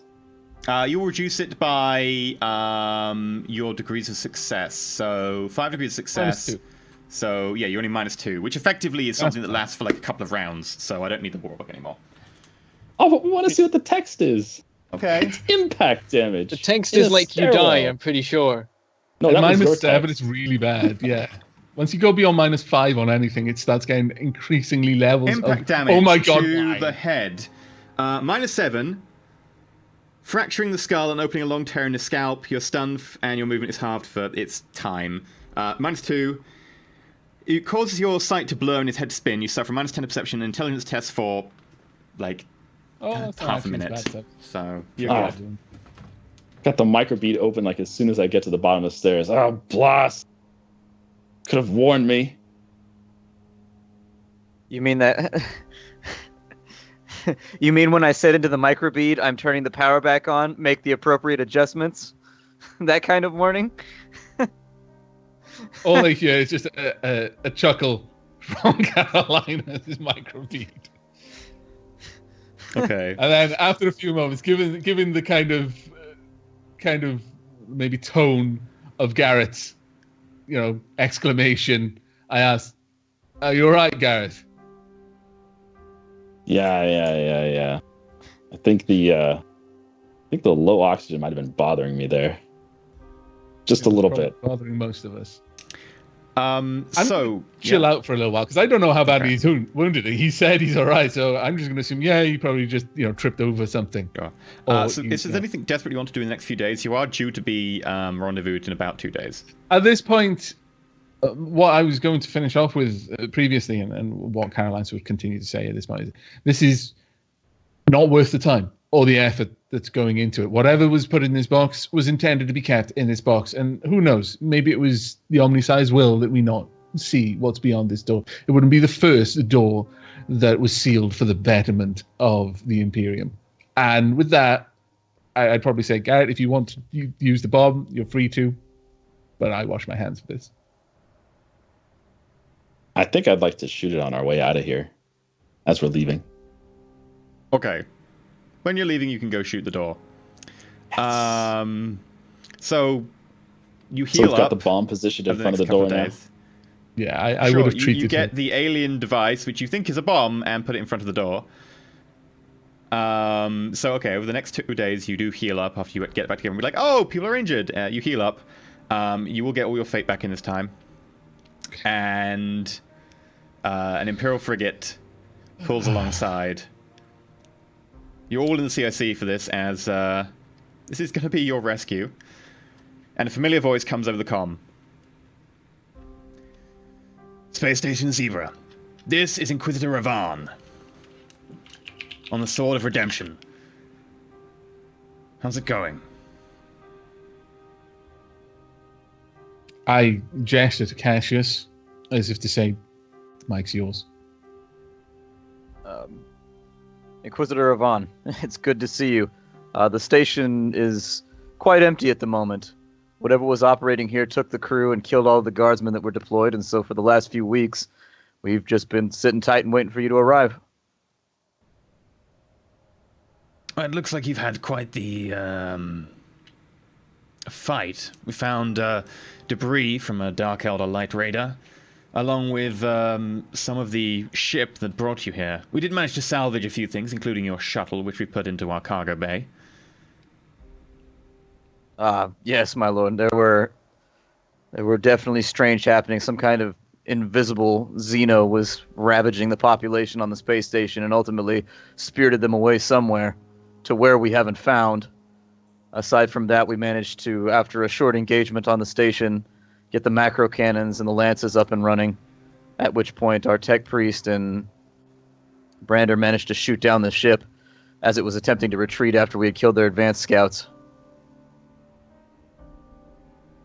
Remarkable. I'll be coming down docking bay 3. Please make all necessary preparations for my arrival, and I'll be on board shortly. We await with anticipation, my lord. Cassius was having this conversation, I assumed that we were on the command deck and we were all privy to that, at least that one side of it. Would I be able to double check the information that we'd acquired through the various logs? Because it was my understanding that the captives were on the ship we blew up. Sure. So what are you trying to find out in particular? I'm just trying to double check whether my interpretation of the data that we had was accurate. Because Cassius mentioned that he didn't know where the people had been spirited off, but Carolinus was operating with the impression I can't tell you whether your interpretation of any data is correct. I can only confirm. I know, but I can look over the data. Basically, I'm asking, can I recheck the data, the camera feeds, and things like that? Sure. What are you looking for? I'm looking for information on where these people were taken. Like, were they on that ship? Were they all the cameras ship stopped working when the power started fluctuating until you came back on board and restored it. Oh, I wonder where we got that information from then. There's not much information available about where they really went to. You've got ever so slight flickering of camera feeds every now and again. But particularly a lot of the power systems earlier on were even more down than when the infantry came on board. That's fine then. Perhaps Carolinus was simply drawing conclusions from he was connecting dots that shouldn't have been connected. That's fine. Okay. So with a heavy clunking sound, the docking bay nearest the frigate connects. The panel in front of you tells you that there's a hard seal and asks you if you would mind opening your side of the docking bay. Is that a control that we can use from up here? Yeah, or you can do it from down there. You can do either one. I'm talking to Cassius. Perhaps we should be ready to receive the delegation at the docking bay. I think that would be very, very wise. While they're docking, I go and I get the pristine Eldar helmet, the one that I got from the second one that got his leg shot off, and then also the poison dagger. And I bring those with me because my intent is to present them as gifts to Ravon, or at least as indications of what happened here, as proof. Okay. You go grab those. Anyone else? Anything you want to do before you head down to the docking bay? I'll probably head down immediately because it'll take me a while longer to get there. Okay, you head down with your cane. Effectively, you've got like a medical. What's it called? Crutch. I was just going to use the chainsaw for that. Donk. Okay. Donk. You're gonna dull that blade. I leave like a trail of like cuts in the plating of the deck that you can follow to work out the route I took. Okay. Everyone else head down there? Yeah. Sure. Okay. So you head down to the effectively the. Make sure my armor is all shiny for this guy. Inside. Your armor is as shiny as it's ever going to really get at this stage. Still fairly new. It does gleam quite a bit. And with a heavy... the airlock opens. There's a sound of slight venting air as though part of this gantry is still not fully repaired, but it's very minor. You just hear this slight whistling in the background. As coming forth is Ravan in heavy cloth fatigues, big... raven sort of black feathered cloak, twin bolt pistols, one put at his hip, the other one across his chest, walks in, familiar bald head with massive cut down the side of his face. Alongside him run in 24 armsmen who quickly fan out and go straight past you to secure parts of the station, along with a small team of lowly tech priests who quickly pull in some scanning gear and start making a sort of inventory list of, wow, that all needs to be replaced. Ravan heads forwards towards Cassius.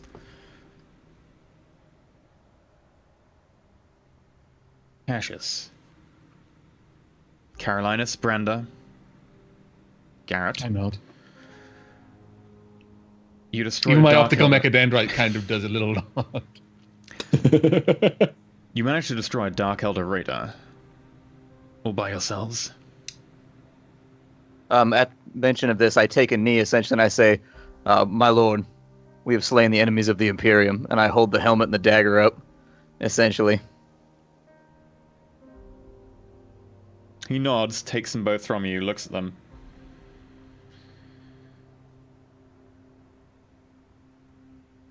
It would seem you're far more capable than I thought. Khan has been hiding your true expertise from me. I stand back up, and I say, "My lord, Khan's operating constraints are different from those that we prefer to use." At this point, I pipe up. It was an Emperor-damned suicide mission. Raise my brow. I'm like Not gonna say hanging anything. from a handle on the side of the thing. I'm not happy. I say, "My Missing lord, a you must leg. forgive Brander. He was forced Yeah, to as Brandon sacrifice his says, leg for the an Empire." Emperor damned. He feels the weight of my metal hand just press onto his shoulder, and then the fingertips just kind of squeeze. Not for pain, but clearly, wait, hold back. You're saying things you're not going to be able to take back. There's clear, kind of comrade concern. There's like, no. And as Cassius begins to speak, my mouth closes because I was clearly about to do the same thing. I'm just kind of pressing. He can feel his weight on his shoulder, kind of drawing him back. Branda, you noticed that Ravan, half of his mouth smiles a lot. The other half seems to be pretty much stationary around the scar. Branda, sometimes suicide missions are necessary for the Imperium so that the Imperium may better function, or some tasks may go complete, even should lives be thrown away. As far as I'm aware, this is not a suicide mission that we knew when we sent you here. Do you have some sort of complaint? At this, I speak up. My lord, please. No, Carolinus. Let Brenda answer this one. Double eyebrow raise now. Yeah, I step kind of to the side so that the I draw line my of hand sight off is Brandon's clear shoulder. He's on between the his two own. of them. I just gesture to the leg and, well, the not leg, the lack of leg. You didn't We're bring like, it I'm with you. just- You could have had it over your shoulder, I imagine that's just been disposed of. I just I'm just a little annoyed about this. He smiles again. Somewhat understandable, but hysteria does not is not something becoming of an Imperial servant. Nonetheless, we got your transmission, and another tech priest hurries forwards, handing him a cloth-wrapped parcel. And he unwraps it, and it's an entire leg section. We have brought you a suitable replacement. I believe this should fulfill your requirements. My Thank you, optical my lord. mechadendrite kind of extends a little bit, just quickly scanning it before He sliding hands it to back a little Branda. bit. My lord, I raise my finger. Which I'll finger? I'll take the leg. Okay, you take the leg, leaving you a little bit unsteady as now you're holding a leg Yeah, trying to... I have to sort of balance a bit and. grab Ravan it. now just turns away, and you get the feeling that maybe that was half his intention, to leave you a little bit off of balance. In more way than one. Yes, Cassius? You might do well, my lord, to warn your servants aboard the ship. When we arrived, the entire place has been honeycombed with traps since we got here. Every single corridor has had some kind of explosive or tripwire or otherwise deadly device hidden inside of it. You may wish to warn your servants that as they do their work, to be vigilant, lest they end up like poor Brander here. He nods off to one of the armsmen near him, and the armsman quickly puts his hand to his helmet like he's making a message. Thank you. Now, I wish to go check on something. I assume you found no sign of anyone here, nor of Joseph Sierre. Everyone was gone, my lord. The only ones left were the dead guardsmen, who were apparently tortured and flayed all over the station. I interrupt Cassius, murmuring, and the astropath. That's true. Carolina speaks truly. The astropath remains, and in addition, there was also one member of the Mechanicus who remained. Very well. I'm sure the armsman will collect them. Where is this Mechanicus you speak of? He's deceased, my lord, but we still have his body, and I looked at Carolinus. I'm already locking eyes with the other Mechanicus member in Ravan's party, and we're exchanging nods. He nods to you and speaks at you in binary. I assume the normal preparations have been made. Indeed. His components are preserved and unspoiled, and I tell him where, effectively. We should go collect him. Thank you, brother. And he heads off. Now, come with me. There is something I need to check immediately.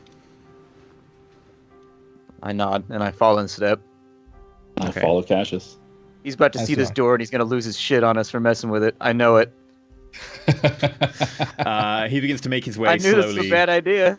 through the station, up a few levels towards towards the sealed room that you have spent the last week and a half trying to get through.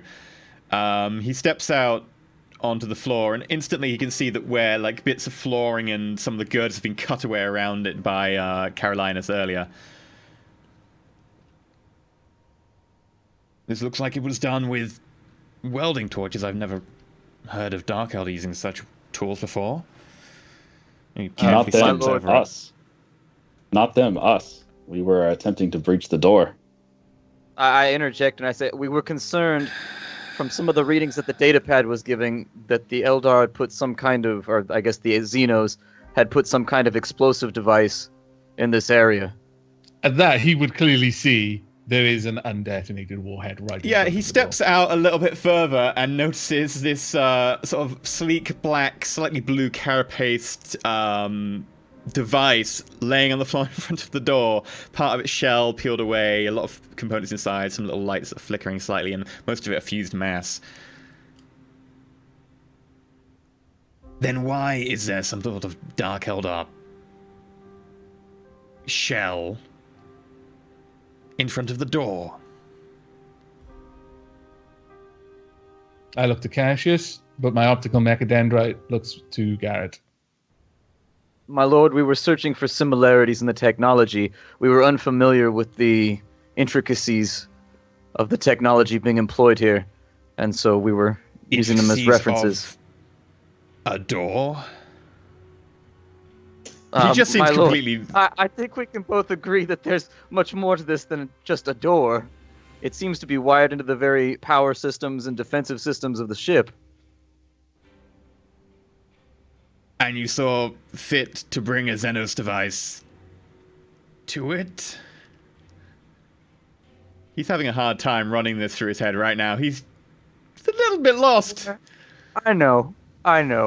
He should just go with it. Like, part of me, see, out of character, Cassius right now wants to be like, I wanted nothing to do with this. I was curious at first, but then after they dicked around for like 3 days, I was like, forget this thing. But I can't snitch out the rest of the group. So Cassius isn't really sure what to do right now. Snitch like a pro. Come on, Ravan's your boy. Carolinus, since Cassius seems to be a bit lost for words, can you explain, as the representative of the Mechanicus and the technology-oriented one of the group, why exactly you have brought this Xenos device in front of this door, and why exactly half of this deck seems to be removed from the rest of the ship? Stepping forward, he looks into the front of the door and sees that it's being cut in a few places. I'm sitting here just like this at this point. Certainly, my lord. Upon inspection of this area, it was conspicuous that it was the only sealed bulkhead on the entire station. The Xenos had been remarkably thorough in removing any other trace of any of the survivors. It seemed odd that this was the only door that they had not attempted to breach, though on closer inspection, I gestured to Cassius. Cassius noted that there did, in fact, seem to be some tampering with the door, some sort of, for lack of a better word, energy discharge made against it. We were concerned that... As he says, his face kind of changes, and suddenly it becomes like almost like a blank slate. Okay. He turns back towards the door, opens the keypad, looks into it, pushes his finger against it, flickers green, the door, and then ding, ding, where you have kind of cut a chunk out of it. I am leaning all the way around Ravon just to see what's in the door. I'm resisting right now. And the air gets ever so slightly colder. I actually step closer to Cassius. And he puts am one I here hand on the or door. could I not keep up? You are here. He did walk slow enough that you could keep up just. You had to push yourself, but he kept you just on edge. He puts one hand on the side of the door, focuses for a second, opens his eyes again, and pulls the door open. One hand on the side of the door, one hand on the frame itself. And you see inside a room that is predominantly empty, except for, very obviously in the center, is one mechanical-looking device. Caroline, if you would recognize this, this is some sort of a pretty high-tech battery. Since Caroline has suddenly disappeared. I'm assuming you can still hear me through the headset. Branda, you probably recognize it too, having been around warships or not.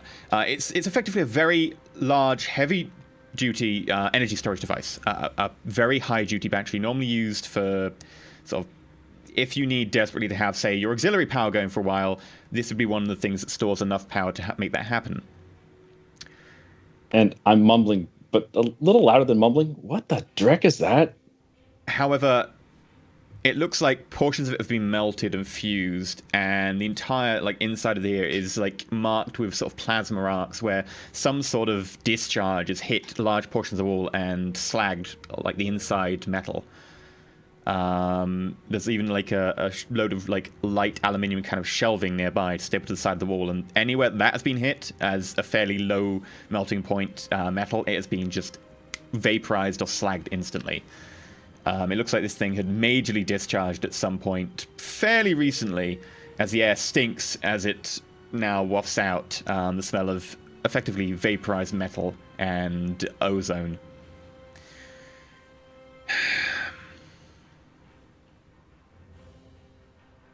Did you do this? My lord, seeing the discharge inside, would I reference that was what was on the outside too? Is it a similar case? Yeah, the outside was a lot more mild. Okay. My lord, this happened before we tampered with the door. If you see here, and I go to the door and I show him what my perception check showed, the discharge happened. This is what caused us to become interested. We feared there might be some kind of mechanical failure. On the outside of the door here, you can see that there was some kind of discharge. Looking in, would I see that the marks where the discharge had slagged the sort of shielding inside kind of line up? Yeah. I'll just make a casual comment on that in more or less a sort of just an observation. Oh, that's interesting. It seems that it appears that whatever caught your eye, Cassius, did indeed originate from this device. Or maybe something like, oh, that explains it then, sort of thing.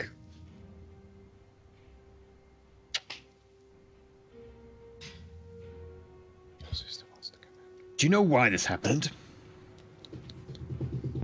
No, my lord.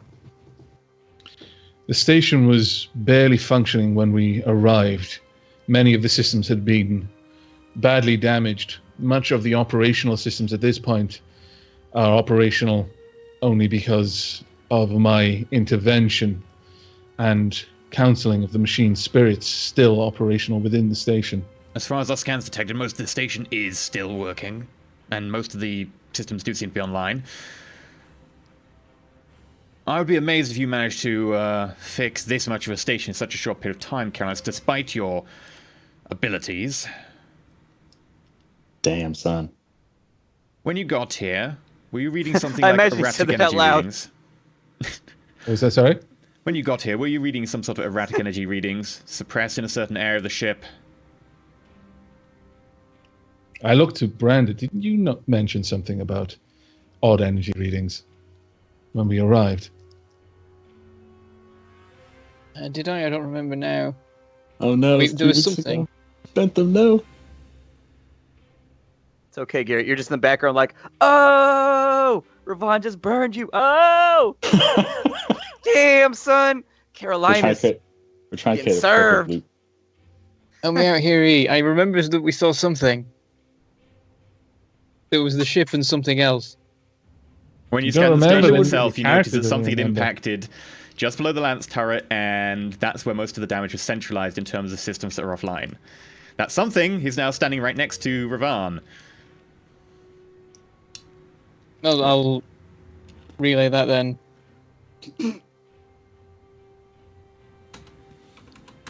There was some sort of impact here.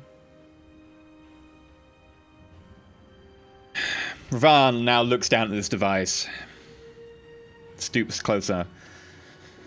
This is a haywire bomb used by Eldar pirates to disable and damage electrical systems. Where did this impact? It was close to the lance batteries. Not far from here. That would explain it.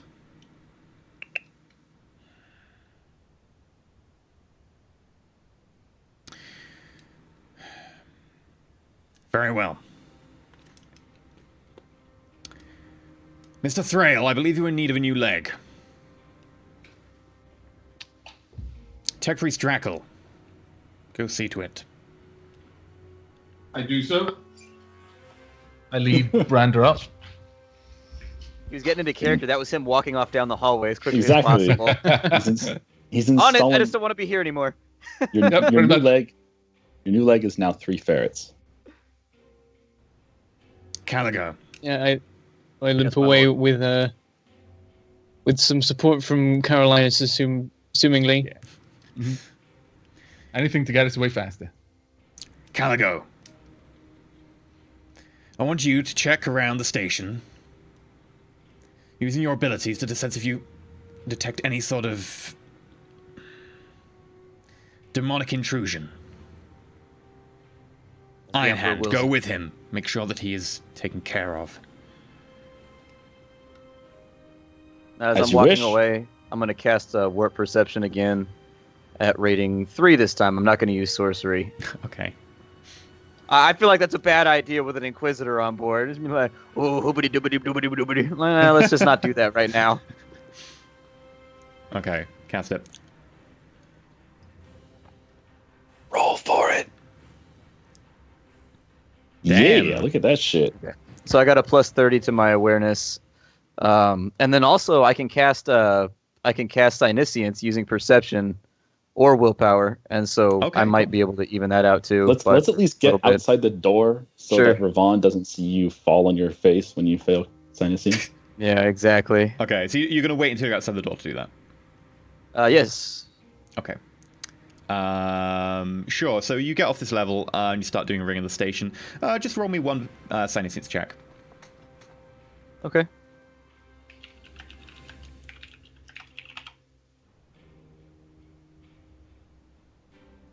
Trying to decide if I want to do it with Willpower or with Perception. I think Perception's better. Okay.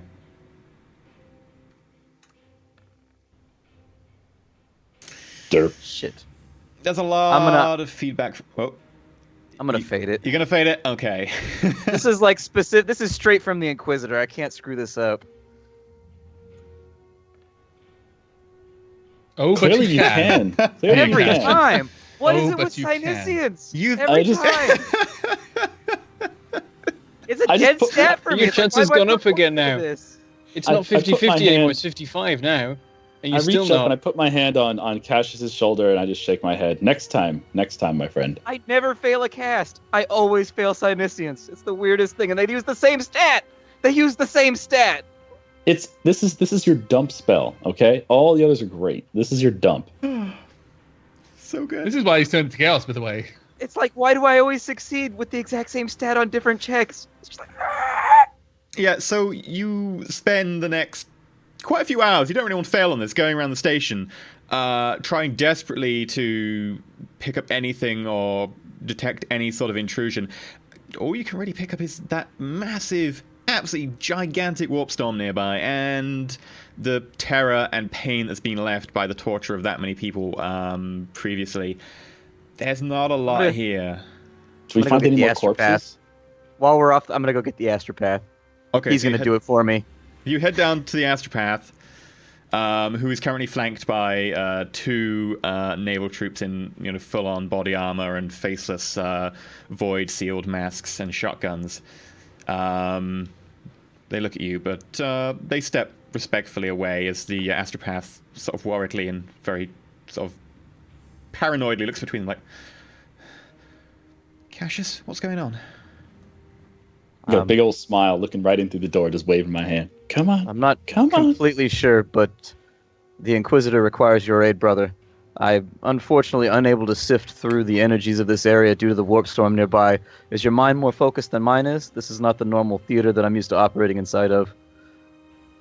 I can try. Are we safe now? Yes. The reinforcements, the cavalry is here. On their space horses. Space cavalry. One of the naval officers comes towards you. We will accompany you. We're not meant to let the astropath out of our sight. I nod, as you wish. Give him a fair stretch of space, will you? He seems extremely intimidated by you. You are quite intimidating. Yes, sir. Look at that shit. Damn. Look at that shit. It's so upsetting. He has the exact same score that I have. I have 55, he has 60. I can't make it. So, you do a few circuits of the station, and you notice that... Get the salt salad. We need to gather this resource. Let not the grain go to waste. The hair on his head start to, just prickle up ever so slightly as it starts to stand on end. And his pupils, dilate, contract. Something was here. Something was here. It's gone now. Do you know if it was... I look at the guardsman, and I kind of lower my voice. Do you know if it was demonic in nature? Definitely something not of our plane. I think you're right. It could well have been.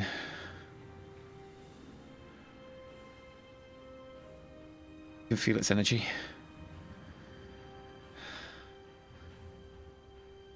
It's been around. Cassius, hold me. It's... Oh, God. The voices...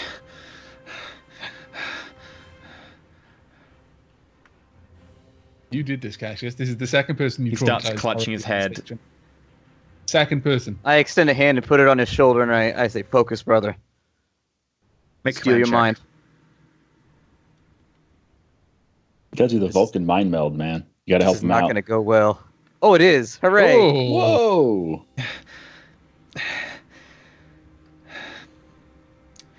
Very nice. Thank you, brother. Telepathica homies. If that will be all, I feel I need to get a lie down. Of course. Thank you for your assistance. Do you have a location where the feeling was the strongest before I leave you?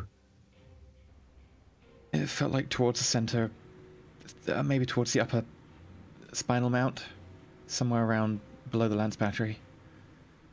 Thank you. I appreciate your assistance. Be careful. Whatever it is, it felt... There was a connection there. There was something waiting for it. I nod, and then looking at the guardsman, I say, "I assume you'll see him safely back to his quarters?" We'll take him towards the frigate, sir. At that, I look a little worried, and I say, "Do you know what's to become of him?"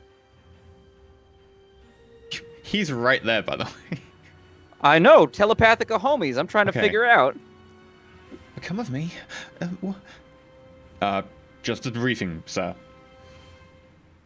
Very well. I wish to stress, should it come up in conversation, that he has been integral to the investigation. Is there something like insight in this? Like, would you just roll fellowship or something? Yeah, To see if scrutiny. someone's telling you the truth? Fellowship, Scrutiny.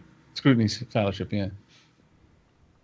I was just Yeah, if wondering. you wanted to I'm use not that based here. all along, by the way, we've been talking to lots of people about stuff. You just shout, I want to do a scrutiny fellowship roll. I do have... No, I yeah. have inquiry. I don't have scrutiny. You've got high fellowship, though. It's going to be minus Yeah. 20, but...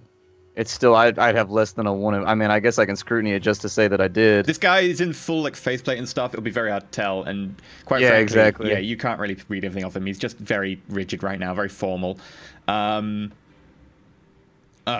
Should it come up, sir, I will be sure to mention it. You, quick, to the frigate. We spent enough time here. March him away. I nod my head towards Cassius, saying, "Let's head there. See if you can sense it better." I would think that he's already sensed it, so we should go back to Ravon. We've got the location he asked for. You don't wish to get some more information first? It's not exactly how that works. It's more of just kind of a feeling that you get. It doesn't have any solid form, and it doesn't...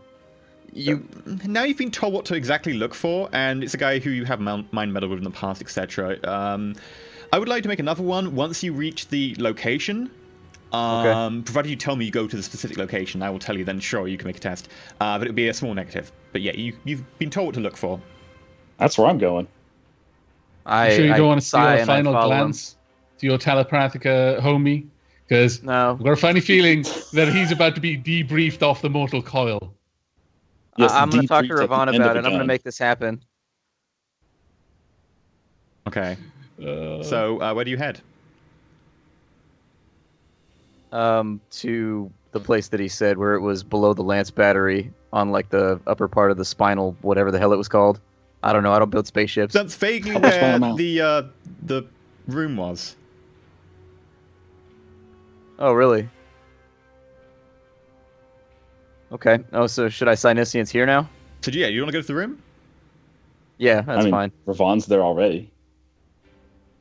All right, when You you can get to the tell him room, what's up at the same time.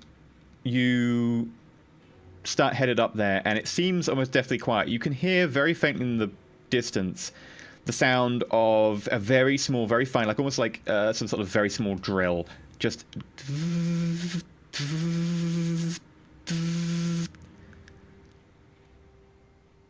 And as you Dremel, round fine. the corner towards the room itself, you notice inside the room, Ravon is painstakingly, sort of sweat dripping down his brow, carving sigils into the side all along the inside of the room. Cassius! What are you doing back here? Did you not find something you were looking for on the outside of the station? My lord, I did indeed find what I was looking for with the aid of my brother Telepathica.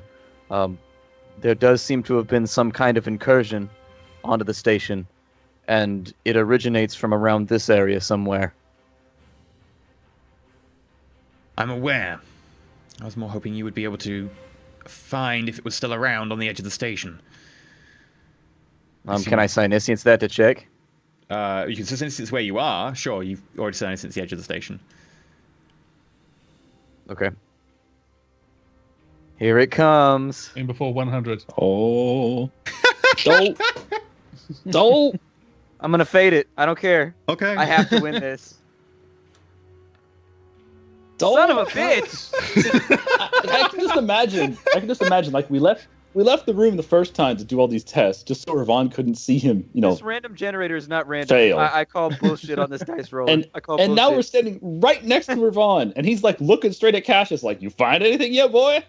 Like, no. I don't care. If you actually start passing these one day, I am going to go in to the character sheet, the JavaScript in the background, and I'll make sure that the rolling range is between 70 and 100, because this has to continue being a thing. If the Gods of Fate one day... I have no idea how you managed this. What did you do to Nuffle?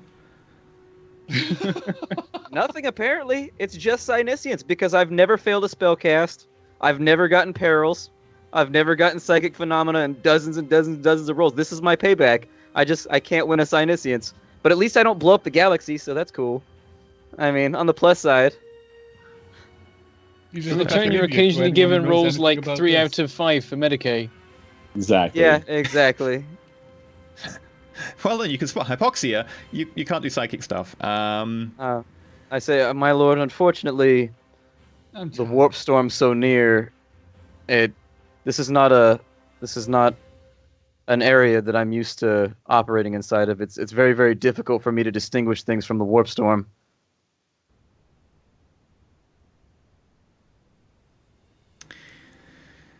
Well, I could do you not only for your talents as a psyker, but at least your family name. At least some of that is still intact. Ironhand, I hope he doesn't come to any trouble. I love this. The thin lip, like, I hate my life. I hate it. You're like a 9-year-old just getting bitched out by your mom right now, and you can't say shit back because you'll catch a whooping. I killed a Dark Eldar ship. I gave a godly back massage, and you're giving me shit for this? What? Yeah. Sorry, what did Ravon say? Ironhand, I hope Caligo didn't get into trouble.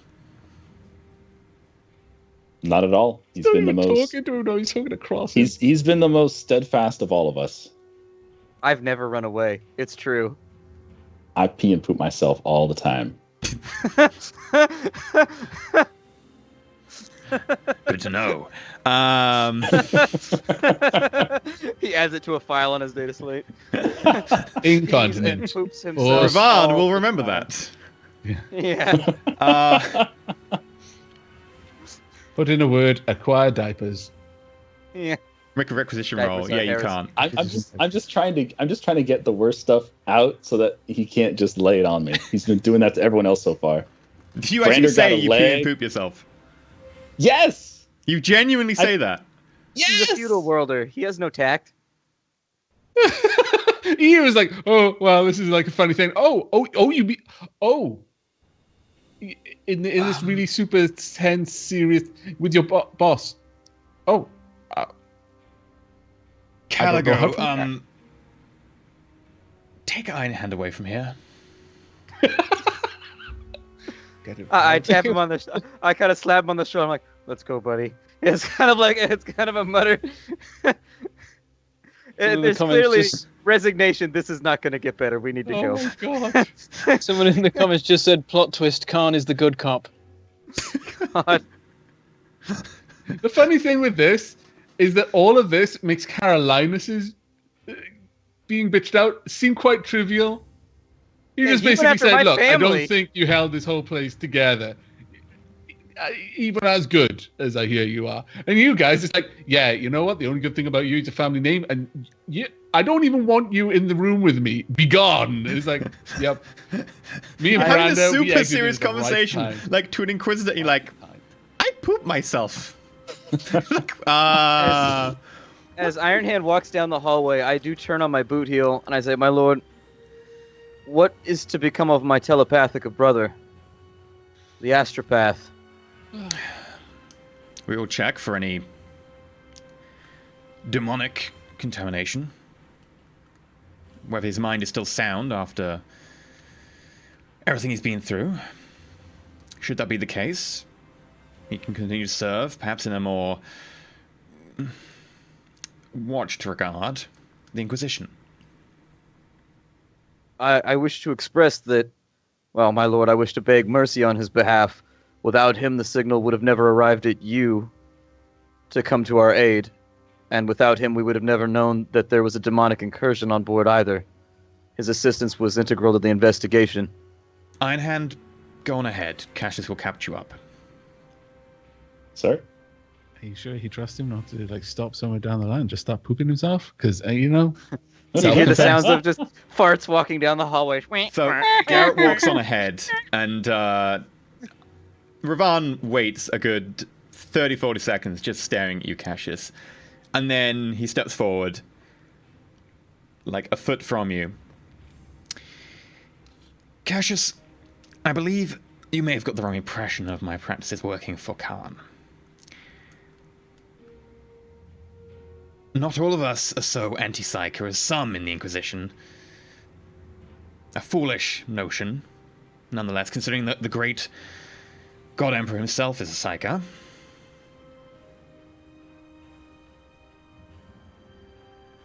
I too can be merciful at times, should that be in the Emperor's best interests.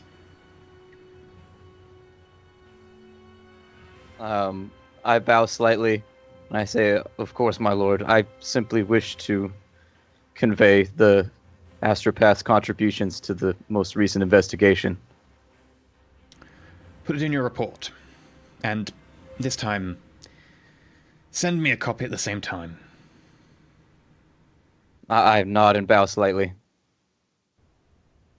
He puts his finger to his ear. You can't really see a microbead there, but you assume he has one. Sergeant, make sure the astropath is looked after for the moment. Thank you, my lord.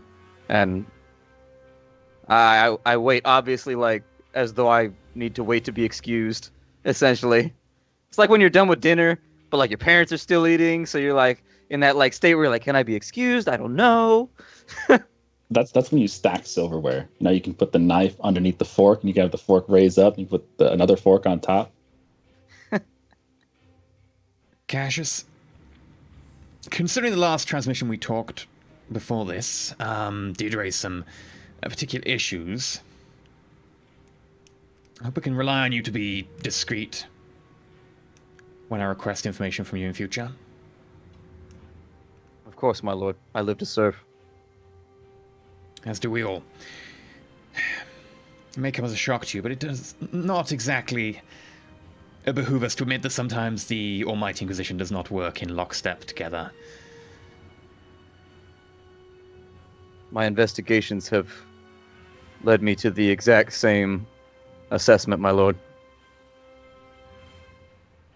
Yes. Very well, I must get back to this before... I must finish my work. Cassius, we will talk later. I make the sign of the Aquila, and I said, "The Emperor protects, my lord," and then I start walking away. That he does. Okay, and he heads back into the room, and you start hearing as you're leaving... Would I have recognized those sigils with my warp knowledge? Like, now that I know sorcery, would I have recognized those as being sorceress? Ooh, because you know sorcery, I will let you make... I won't tell you what it is. You can make an intelligence check at -20. Because that's what it would be. All right.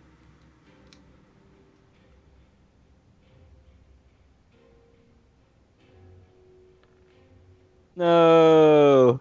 Although you've got used to a few sigils that can sort of form and focus warp power. Those don't look particularly close. There is a certain runic element here and there that is familiar, but they don't look close to anything that you've used. Okay. And you leave to go catch up with Ironhand. This is when we're going to take a break. When we get back from the break, hopefully Caroline's will have fitted Brand a new limb, and everything will be hunky-dory. A delicate operation, will you, for another 3 months? Yeah, just trying to get into another... painstakingly each individual nerve. You were on the station for 2 weeks, and you almost, like, blew up a room, vented the air. Like, I don't want to think what would happen if you were for 3 months. So we're going to be going to a quick 6-minute break. We will be back, so do not worry. We will be only a short time, so do feel free to go get a drink, go to the toilet, whatever. I'm going to get a drink. An alcoholic one. I need it after this. Sadly, I think I'm out, but yes, me too. But we'll be back in 6 minutes, so, don't tune out. We'll be back in a bit.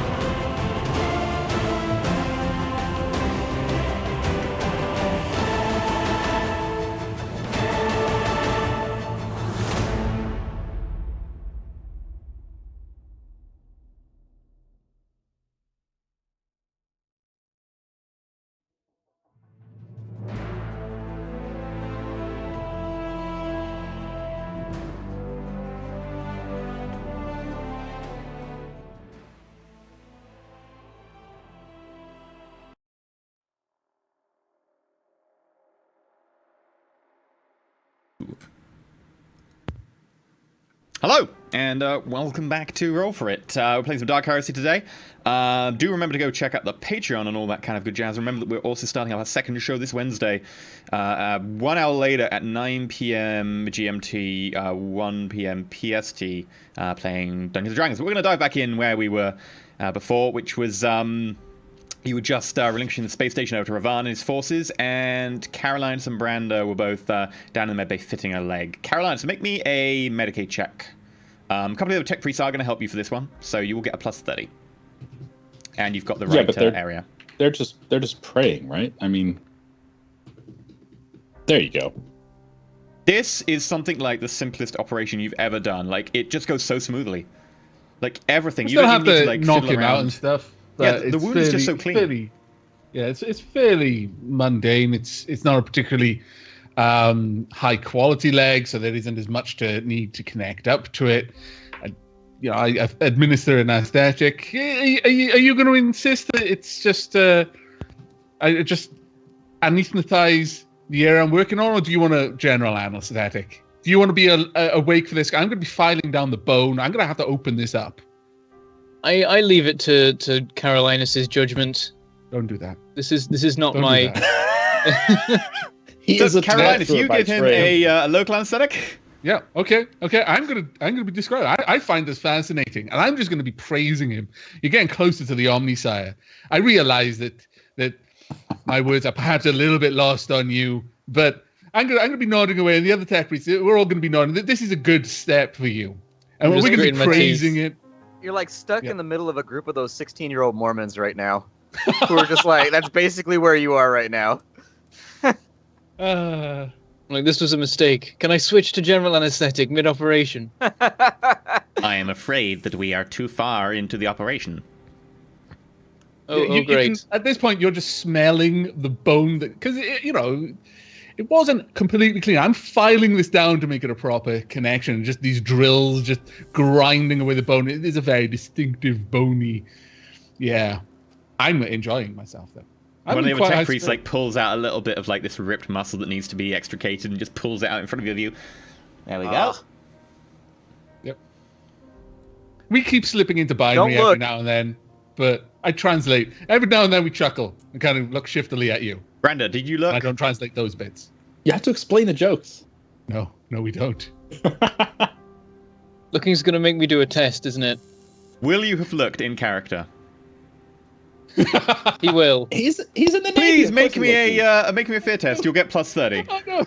If my patient tries to run away. This is fantastic. I've strapped him down. I want this pointed out now. He's missing a leg. Where the fuck is he gonna run to? He might hop a little ways, but you're gonna catch him. Nice. Hey! Oh, I'm fine. I can take this. I already took my leg actually being moved. Yeah, you've taken a beating before. You've seen some worse things, and frankly, you're just done with it right now. You've seen a lot of crap on this station. You just bite down on the little bit of leather that they've given you, and just watch as bits of your leg come out, and then suddenly there's a sort of burning sensation, and then a clank, and suddenly you feel a lot more weight on your leg. And a couple of hours later, they start asking you, "Can you feel this? Can you move?" etc. Blah blah blah. And the operation turns out to be a complete success. Calibrating things here and there. I mean, I imagine it isn't, because you have to make slight tweaks, a little bit, not quite as sharp reflexes. Oh, yeah. To begin with, for the first few weeks, you'll be every day you'll be dialing things up and down in some places, just certain joints here and there. To begin with, you're going to be a little bit off of that leg. Literally shaking with excitement. She really enjoyed that operation. I want you to understand. Very, very. This was like a dream come true. She's literally shivering out of excitement right now. This is a Mechaduke right stream. Is she feeding on leg bits? Yes, that is exactly. Yes. Oh no. Flesh. It's actually not too far. When you said the bit about can you feel this, is there feeling in this leg at all, or is it just a weight? Yeah, we've hooked it up to like I said, it's not a good quality, so you haven't got skin level feedback from contact, but you can feel resistance and things like that. Yeah. Yeah, effectively, like, Okay. there are certain, like, each plate on the leg is attached to certain sensors, and if a plate is pushed against, you can feel that you're getting some pressure. It's very much, like, not, like, localized on your skin, like, you'll feel like your forearms being pressed against, rather than, like, there, or there. Yeah. But I have like you will, basic things like because Yeah. this is a normal quality, it's going to function more or less like a leg. It's it is basically a perfect replacement for your leg, but I would say that it's not going to have the same level of feedback coming through. You'd probably be able Yeah. to tell differences in heat. For when the everyday wind is blowing. stuff, you will be generally, like, fine. Stuff like, say, if someone got a feather and went like that across your leg, you would not notice it. If someone got, say, like a curling iron and went like that across your leg, you might not notice it to begin with. So Someone got an ups and axle downs. grinder and rubbed it against you, like you'd notice that. Yeah. But, after a little while, you start feeling that your leg's okay. The other tech priests head out, and you're left with Carolinus. And at this point, Ravan comes down. Carolinus, Branda, how's the leg? The Inquisitor. I give a more detailed report than necessary until I realize who I'm talking to, and then I just summarize it in, yes, the operation was a roaring success. It is well fitted. It'll need a little bit of tweaking, but it is good work. I'm sure I'll get used to it. Connected to the knee bone. Carolinus does this sort of thing by choice. Yes, well, Mechanicus have their quirks. It I is raise not a for brow, us- but then I grin. It is not for us followers of the Emperor to really understand those who follow the machine god. He has his own set of doctrines. I can appreciate their work anyway, and I pat on the leg. Very well. Is there anything you would like to tell me, either of you? Any further information? I looked at him squarely for a moment, and it's clear that I'm not really certain what he's asking. And after a few seconds of consideration, my lord, there's much that we could say on the encounter in general, but is there any specific information that you require?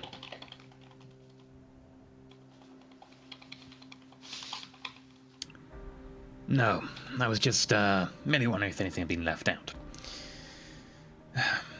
I have see. yet to complete my report, but it shall be thorough. I assume you found no sign of the psychers. I'm afraid not, my lord. As Cassius mentioned, it seems that they were spirited away. I know None of not the- where. None of the 28 psychers at all found here. Beyond the astropath, there was only one living person on this station, one of the unfortunate members of the advanced guard. Her death was perhaps a mercy. Very well. I'll read that in your report. Branda. I turn away as he addresses Brandon, and I just start cleaning the various utensils which are bloody and gory. Just filing them away. I believe I promised you some answers. Indeed you did, sir. Carolinus, would you mind leaving me in Lieutenant Thrail? I look over my shoulder for a moment. Of course, my lord. I'll not stray far, should Lieutenant require any further assistance with his new limb. I won't be but a moment away. And I leave, and I close the door on my way out. He goes over to a nearby chair, pulls it over to your bed, sits down, opens a pocket on the inside of this coat that he's got on, pulls out 2 cigars, hands you one, I'll take it. lights it for you.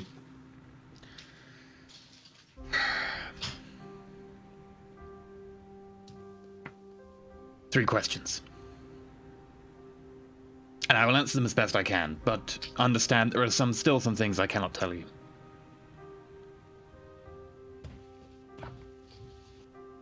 take a moment to think about it.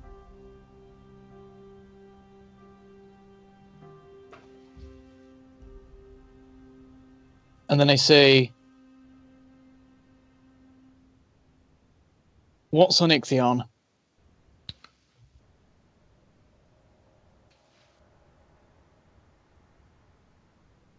Right now? In terms of creatures, people, it's clear that our methods were not as thorough as initially It is thought. estimated that there are somewhere in the region of maybe a couple of 100,000 people in total all over the planet. Last time I checked, that's probably gone down since then.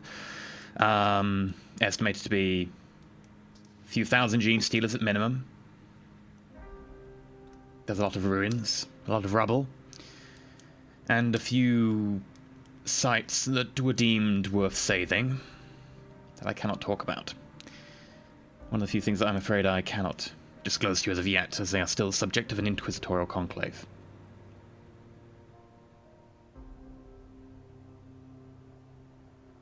Think for a moment longer, and then say, how are they alive? Do you remember when we left your planet, Randa? Of course. Do you remember me telling you that we were going to exterminate your planet to be able to cleanse it from the gene stealers that had infected it? Yes. I assume you remember looking out of the viewing window, watching fire rain down upon your planet. Yes, though I'm beginning to doubt that particular memory.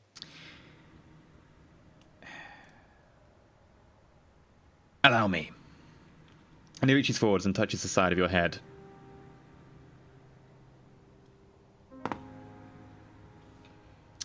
And as you concentrate on that memory, it feels like something comes unattached at the edges. And suddenly you recognize that memory more as something like someone's blue-tacked a piece of paper over something else. And although you have that memory, it is completely disattached. It feels almost out of place. And you vaguely remember, or more likely remember, the idea of instead just seeing pinpoint lance strikes and orbital bombardment, not a full-on exterminatus. Deliberately raised certain areas of the planet, for sure, but there was no atmosphere of fire, no full-on maelstrom of destruction that would have left a planet completely uninhabitable.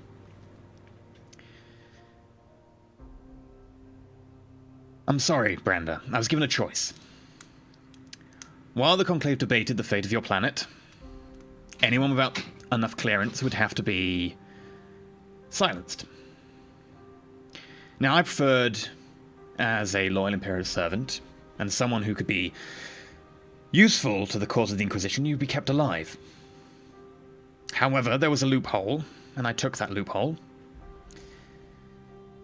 and managed to prevent your death, just to keep the secret from you for a few years. Had my peers had their choice, you would be dead.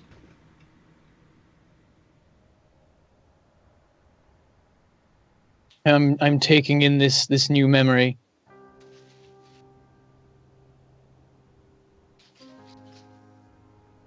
And then I say, what could possibly be worth keeping that planet alive, keeping those creatures alive? 3 of them have already managed to escape to 2 different worlds, Ro and Eridus Dire. One of them is still out there, we have no idea where. And because of that, another world could fall to the same fate as Ichthion.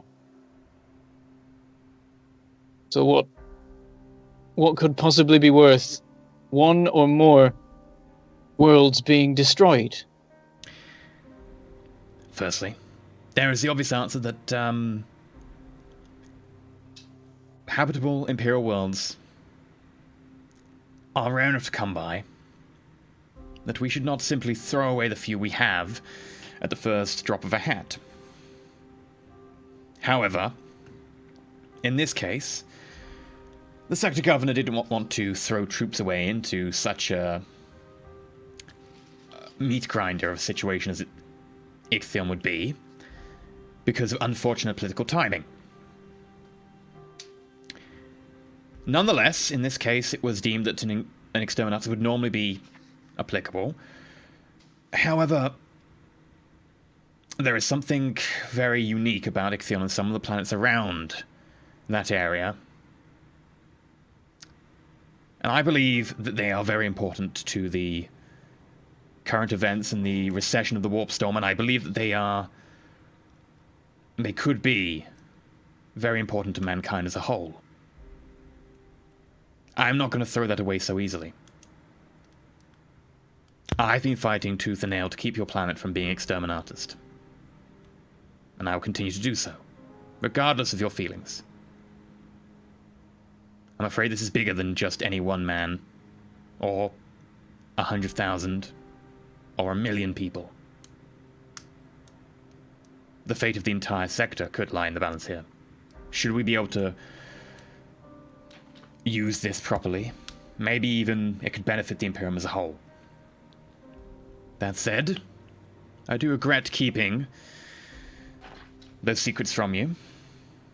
But there is a difference between what I regret and what I can do and want to do, and what I must do as my role as an Inquisitor. I hope only you can understand.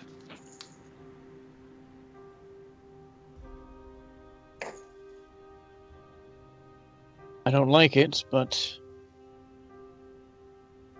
you are the authority on these matters.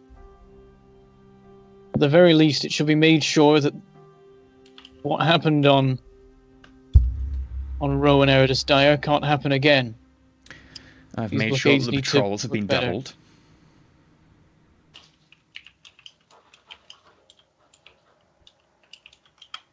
Hopefully that's enough. Also, the lieutenant who sold the patrol routes has been handled.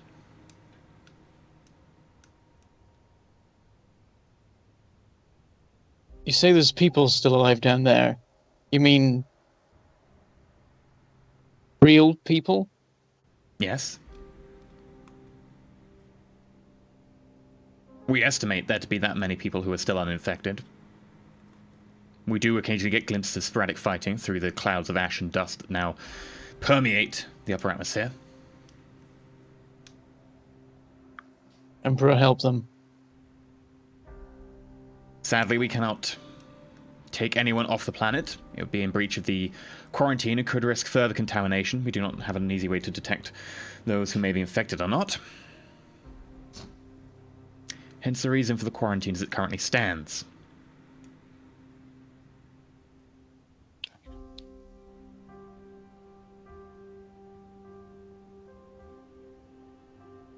Well, I guess all I can say is that as soon as your work with the planet can be done, the job should be finished. You would rather we exterminate it? There's nothing left for anyone on that world. Ooh. Very well. He gets up. I believe you have one last question.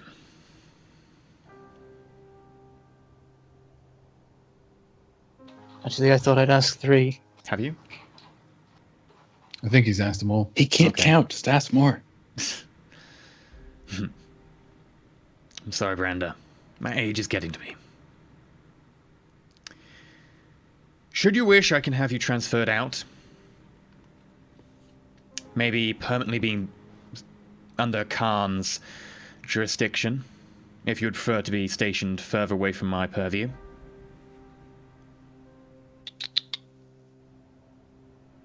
I'm fine as I am. Though I'm not that happy with Khan, to be honest. I've been hearing that a lot lately.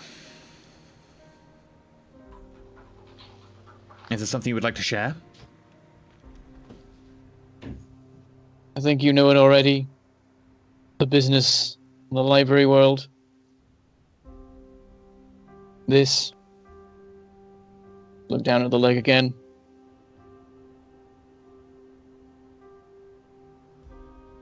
It was important you came here. There was a research station that could have been saved and many lives. Your job will put you in harm's way more often than not. It's your job to be able to carry out that and look death in the face and know that you are doing the best for the Imperium.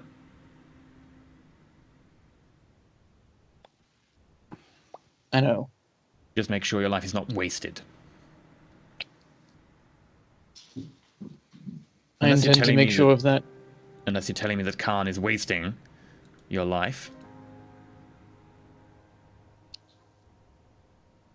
That's not for me to judge. Very well. I have things to look forward to and look after on the station. I'll talk to you some other time, Branda. Get well soon.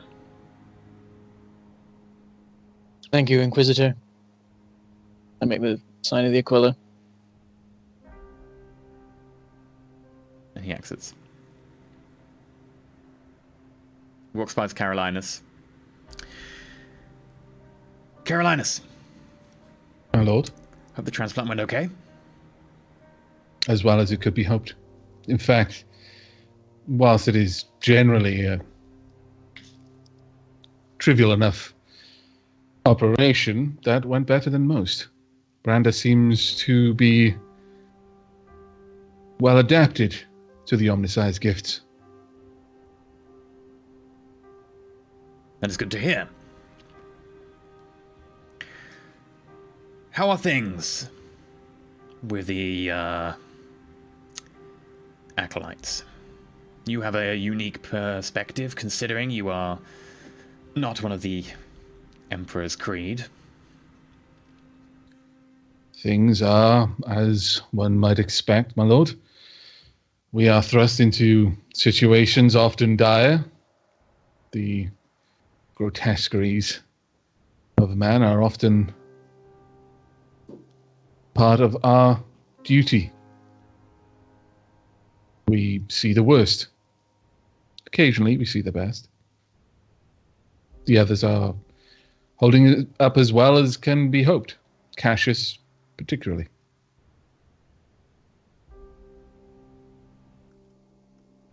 Interesting. Anything about your position with Ravan? With yourself, my lord? Any issues you have currently had working for him? Any miscommunications? Did you mean to say Khan instead of Ravan? Sorry, Khan. Sorry. That's what I was thinking. It was like, my position with you, my lord. Khan is... and there's a noticeable pause. I doubt in terms of how easily someone could tell that Carolinus is trying to be as diplomatic as he can. This wouldn't even require a roll to see that Carolinus is carefully editing his words. Feel free to just put that pause into how you say it in future. Just okay. Khan is particularly devout. He is single-minded, and in many cases that can be to the advantage in this particular line of work. However, it does lead to a certain inflexibility in our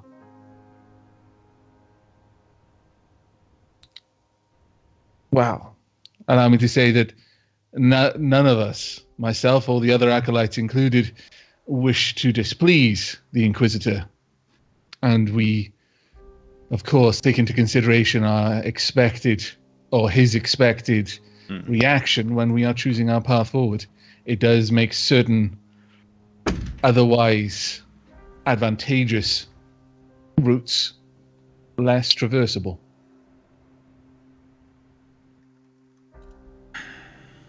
Something which Garrett clearly agrees with. Of all of my companions, Garrett is the most alike to Khan. They seem to work well together. Interesting. Good to know. It is a sad fact that faith in the small-minded can lead to blind faith. I cocked my head at that. I appreciate your work, Carolinus. I appreciate your order, even if I do not quite believe in the same God as you. I nod after a moment of consideration. There's nothing more to say on that, really. Mutual respect and all that.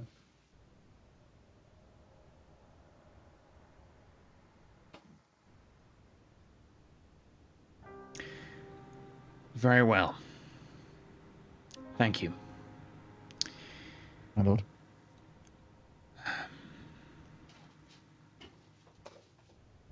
I will leave you to tend to Branda. I'll finish my Of course. work. Very well. My lord, before you leave, how long will we be stationed here? Are we to leave shortly, or...? In less than a week, I have arranged for a rogue trader to come past and pick you up to take you to your next assignment. Excellent. I will pass more information on about this shortly. Very well, my lord. Branda should be well on his way to a full recovery in that time. Excellent. As you were. I nod and turn and head straight into the med bay. Okay. Is there anything you want to do? Chat amongst yourselves for any reason, or...? I would probably... See, I'm going to condense this because it would be something that Carolinus would broach over enough time to try and make it seem more subtle. But I would gently probe Branda to find out what that was about as I'm tweaking and making various adjustments to his leg. I would... No, do it in person. I want you to do it in person. With the understanding that you are slightly speeding this up because it's all taking place in one conversation. Okay. So as I'm working on your leg, it seems that the Inquisitor has... Well, perhaps you carry a certain favor with him. I wouldn't quite say that. No? He seems to take more interest in you than the others. There were some matters to discuss. It's been a while since I've seen him. Indeed. Matters of a personal nature? Somewhat, yes. It's curious. I understand if you're in no mind to share, but of all of us, you seem to be the only one that has any prior, well, any true business with the Inquisitor. I get the impression that both Cassius and Garrett and myself included know him in passing. Of course, he recruited us, sometimes in person, sometimes not, but there seems to be something more akin to a bond between you two. I've seen him little beyond our first meeting. I'm not sure how the rest of us have encountered him, but when it comes to Inquisitors, it generally seems to involve him bursting into the room chasing something evil. And what evil thing was he chasing when he burst into your room, Branda?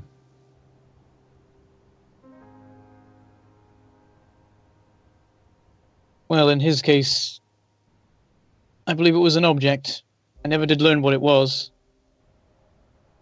In that case, he was more being chased. Chased? I wonder what it is that could chase an Inquisitor.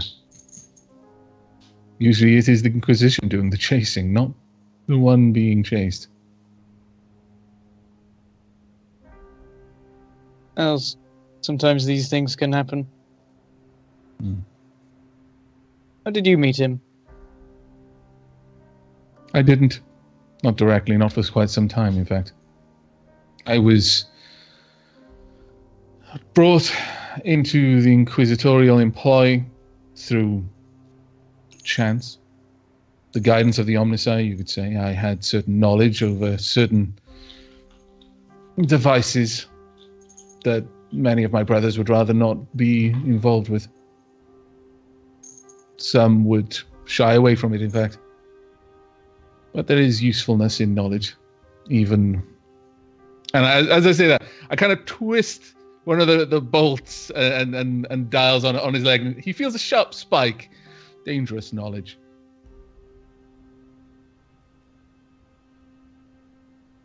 And throughout this, I imagine like I'm asking him to do things, testing his reactions, making adjustments, that kind of stuff. I'm just like moving the leg in response. How long till I can walk on this? Well, if you were anyone else, I would say several weeks. That is to walk comfortably, but you seem to be adjusting to it quite well. A week, perhaps, until it feels like your own leg and not something you borrowed off someone else. There may be a necessity for me to make further adjustments, but I doubt it. And even if there is, this is a fine piece of work. Nothing extraordinary, but a solid example of the Mechanicus' knowledge in these matters. In fact, should you wish to seek further augmentation, again, you have adapted to it far faster than most. Well, if our work carries on as it does, it may not be long before I require another leg. But that is the thing. When you require something, you are willing to settle for second best. There are certain advantages to making the choice. Will the Acolytes willingly. please come to the CIC? Will the Acolytes please come to the CIC? Ding dong! Ooh, what? We're being summoned. Well, I guess it's time to give this thing a test run. I wouldn't Right. recommend running on it. I attempt to stand. And now you can use your old leg as a bludgeon. Carolinus has apparently set it up first time so well. Yeah, you stand straight without any issue. I put my weight on it and off it and give it a bit of a test, and by taking a couple of small steps. And I nod in approval and start walking mostly normally towards the door. Yeah. One thing, Branda, be aware of your surroundings. Previously, if you were to kick a piece of furniture, you would have damaged your foot. It would heal over time. Of course, at this point, you will damage the furniture, and that tends not to heal quite so well. No, you just rub a walnut on it. It'll be fine. That's what the internet taught me. You just rub a walnut on any furniture and it fixes it. It's carpentry 101. You spray lemon That's fudge. the psychic, furniture tree. Yeah. Yep. But yeah, you All make right, your so- way. We're in the CIC. You make your way to the CIC. Ravan is there, and along with a load of other seemingly Navy personnel who are now manning the consoles, a few tech priests are going over things. Excellent, you're all here.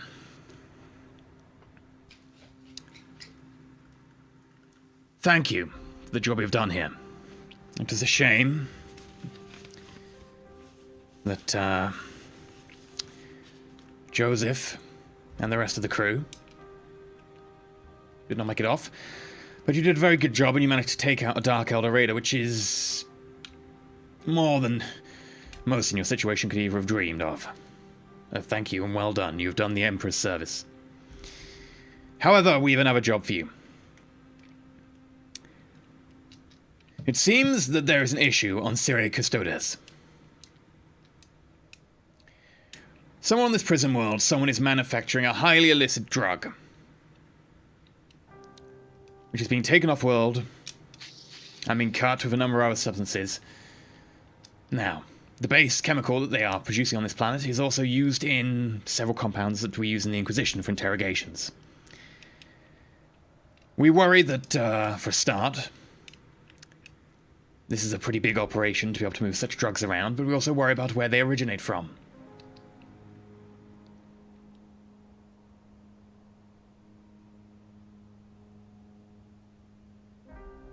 They are produced from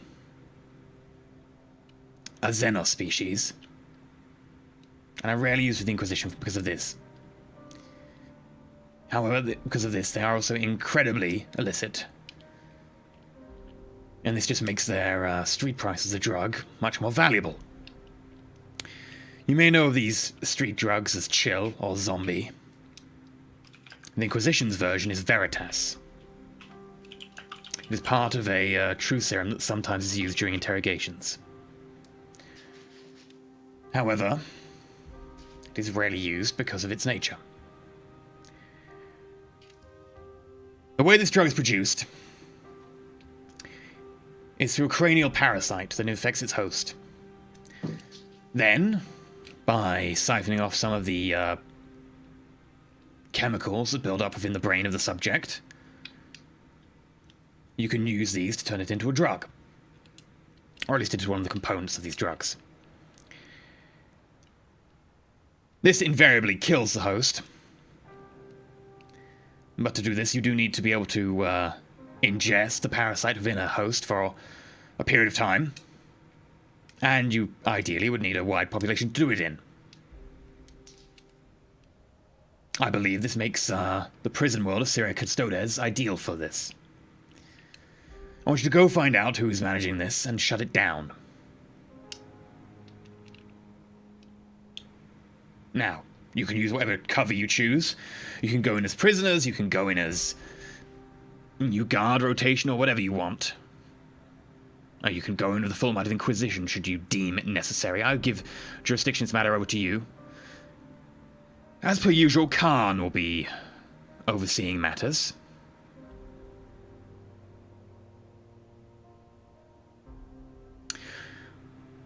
The rogue trader, the Emerald Tigress, will be here in the day.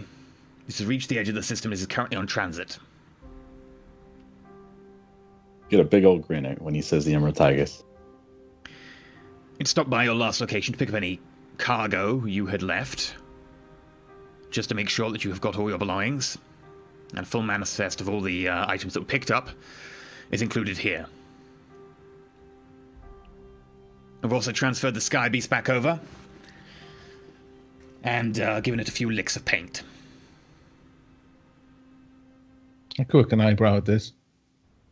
I hope it has flames on it. I didn't say that out loud, but out of character. Just I hope it paint has it like red. It makes it faster. T-Rex face you on can't the front say of it it where unless it's out loud. That's a new rule. If it comes out of your mouth, it comes out of your mouth in character. Just like pooping and peeing yourself. Comes out your mouth? Yeah, that's I think you're doing it That's wrong. how Garrett works. Look, You're wired. Oh, he's Cross, from a man. backwards Watch planet. South Everything Park. is wrong. I learned from South Park, okay? Yeah. Make sure your affairs are in order. You leave within next... He checks the data slate. 22 hours. Did Ravon find the living book parts? Not if he was looking in the Sky Beast, he didn't. Oh, it wasn't in the Sky Beast? Of course it wasn't. What kind of buffoon do you take me for? I don't know. I don't know where you put it. The plus side, we're like planets away from where it actually is right now, so I think we're in okay shape. Okay. Just gives it more time to feed. Feed me He's got, some like- more. He's got little neighborhood children strung up from the ceiling, just bleeding into it. There's gonna be like when you get back to wherever it is, there's gonna be a cult that you are the head of. Just eating a city. This book with tendrils and it was such fun. He hands We you a might be data off slate. Probably Cassius, he'd hand the data slate to, which contains a full manifest of all objects and stuff that you taken from your last planet that you didn't have with you. Gives you full orders and your ability to contact, say, Khan in need of, updates, etc. And also, you can be furnished with papers for whatever purpose of entry you want to this planet, forged by the Inquisition, that will be transmitted to you en route. Ravan promptly says his farewells and leaves the CIC to go continue his work. The upper section around the room has now been made completely off limits. And that is where he heads. Once he leaves, and after any pleasantries or formalities, I would seek out my brothers in the Mechanicus just to discuss. Obviously check over that the member of the Mechanicus that I found here is going to be transported back and all that sort of stuff. Also to inquire idly about the necessary components for Servo Skull. It has already begun, brother. We have already transferred the remains over. Wonderful. I noticed that many of the augments on our fallen comrade were of particularly good quality make. It would have been a terrible shame that they had been lost to the Mechanicus.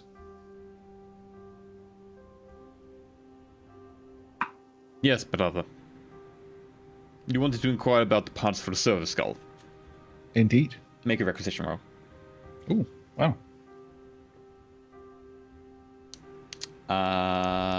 What is a Servo Skull? -20? It's rare.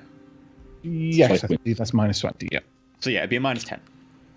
Ooh, -10, wow. You have to put together. Please luck be with me! No. Oh! I'm afraid we do not such things. On board, you will have to inquire elsewhere. I wish you luck in your further voyages. Thank you. Same to you.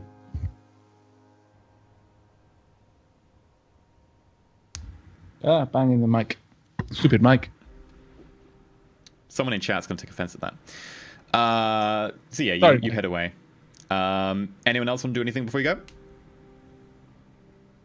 Say goodbyes to Ravan. Anything else? Hugs and kisses. For those demanding that I fate it, I don't really think fate is an appropriate thing for requisition rolls. Not really. I don't think I mean, we've you ever done can't that. do it off, like, in the requisition rolls between episodes. So I don't really think you should be able to do it in requisition rolls on the episodes myself. Basically, requisitions are, you look in the guy's shop, and if he has it, you get it. If he doesn't have it, you don't get it. You can't fate whether he has it. It's more connections, but yeah. Mm. Like, does he know a guy who knows a guy? But do you want to do anything? I guess we would make sure to like at least make sure, let Ravarn know that we were leaving. I'm gonna ask Ravarn if he has a flashlight. I'm just kidding. But my point stands. He's like the only person in the Imperium that can requisition a flashlight. There's got to be some like discarded glow globes or stab lights or whatever in Just in take the 'em off station. the wall. No, it looks like the Dark Elder were very careful to not leave any sources of light around for their darkened space don't like travel. Oh, Light. bloody They don't dark like Elder. light. That's what they They did love for the like darkness. a solid week while we were on our way there. They're Yeah. like, well, we've killed everyone, but we're still here. I guess we'll just steal all the lights in case anyone else It's okay. turns up. Steal? No, they just smashed him. They smashed Let's everything. take the lights off of Sky Beast. All Goes the without ones that stay saying, outside but the I blink. have moved the skull and the family dad's pistol into the Sky Beast. Just, you know, I imagine it goes without saying, but just to be certain of it. Yeah, fair enough. Right, so does anyone actually go to say goodbye to Ravan? Nah. Nope. I don't I think thought he we wants would to all be go bothered. as a group and be like, we are leaving, sir. I thought he Aquila. already... Then I don't know. I don't This is know. getting a little clingy with Ravan with all of us. It's getting a little... It's just... You know, sometimes you I need some space. speak when I'm spoken to. I don't go looking for Ravan. That's what I mean. Is Ravan like, looks for me. take the fair initiative. enough. Okay. So you all assemble at the docking port, and a large emerald, fluted with gold embossing cruiser moves in front of you and docks. How much gold does it take to emboss an entire cruiser? This is quite It's a got to lot. be like a lot. Like Yeah. There's many, many planets. Let's just say I quite a just few like of how- them have been degolded. Just like how so often we need to get from A to B, and it's the Emerald Tigus. You know Ravan is paying this guy a lot. So and we can't even get a flashlight. I know. No, These that's gold-plated super servitors. What? We got the pimp-ass Uber, though. Holy shit. That's true. Uber Just Black. remember, we could have traded the Jaquero for pretty much anything of our heart's desire, but someone went and shot it. I'm about to trade that splinter rifle Oh. for anything I want on board. It's about to be amazing. So the doors and leading you in through the gantry up to the entrance hall and the Emerald Tigress. Inside you get there. There's these big pillars down each side, sort of embossed with frescoes of battles long gone, massive mural on the ceiling, panels of some sort of exotic wood down each side, each displaying a different scene. And at the far end, little goatee and mustache entwined with sort of gold filaments, very lavish clothing and a big Man. green cape. What a with boss. with a tiger in slightly My darker optical green. mecadendrite is paying very close attention to Cash's. It's just kind of, I'm memorizing that look. Because that look on his face right Cash now is like, someday. Someday. is basically envy mixed with hope. Childlike wonder and Your envy. mecadendrite That's responds what's back that it recognizes the facial recognition as envy. It's not envy, because my family's like the Medicis of a planet that we're on. Like, it's just like, I want to get back there. Your family can be whatever it wants. It's still 1,000 years too young to even come close to this guy's level. I'm sorry. There's leagues, and then there's tiny little, high school football teams. Your family's on the high school football Look, team. you don't understand, Avak. Here in the States, high school football gets like $100 million stadiums. Okay, they get all the money. Oh, okay. Mm-hmm. Yeah. Let me adjust that then. A British high school soccer team. There you go. British football team. But And he throws his arms up and wide and goes, "Ah, you're back! Oh, it's been such a long time since I've seen any of you. Come. We have a massive banquet ready. I believe Lasari's been missing you dreadfully." I smile. Like, well then, we need to see to that, don't we? I bump shoulders with Carolinus and just mumble Slanesh. Always Slanesh. And that word, I actually bristle. My I don't even know what Mecadendrites Slanesh go- is. No. We had, Garrett, I'm not sure you would know that name. Oh, really? Okay. You don't I have bet. in I was Lord going to War. say, I mean, my knowledge of what might have given me some knowledge of the name. Regardless, it's a name that sounds extremely wrong on a number of levels. Yeah, you Fair enough. I probably would And I know know that that then. Oh, well. Okay. I'll just undo Heresy that to because even that know was I'll just say- serious stuff. Like, I'll wow. just say- Opulent excess is what I'll say. That was genuinely like you just invoked the name of the devil on this ship. No, relax. No, I'm going back to the Oh, station. Bye. This is a doomed voyage. Oh, Cassius, who said she was talking about you when she was missing you all so thoroughly? Well, who else would we be talking about I here? just look away. Ah, Caligo, my man, you are such a cad. Come on in. Drinks all around, and one of the servitors comes forward. It's got little shot glasses on a little tray. This tray, of course, is again sort of crazy embossed with gold around the edge. This sort of silver tray reflects perfectly the ceiling with slight engravings on it, of very fine detail. A servitor, blank-faced porcelain mask. Each sort of bit of bionic around it is itself engraved. Drink? Is there the platter of various narcotics as there was last time? No, there's just 5 shot glasses. I don't know what you mean about this last time. I take mine. It's time for some liquor. We almost got murdered by Dark Eldar. It's time for liquor. We're drinking. I'll take one. I'll, of I'd course, take one. grab one. Garrett's not shying away from any liquor. To friends long departed. He downs his, bangs back on the tray. I return the toast and then I drink. I was saddened to hear about Seach.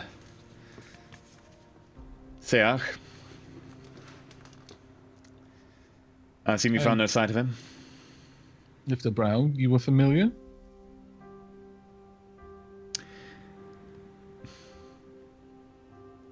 It seems I've let the liquor get the better of me. Yes, we met back in the day. I glanced to Cassius. That was another life, though. Anyway, dinner. What was the name he awaits. used? I'm sorry, I missed that entirely. Seach. Oh, The- yeah, okay. Basically, the warden, the chief. Of the Yeah, station. yeah. I just missed the name.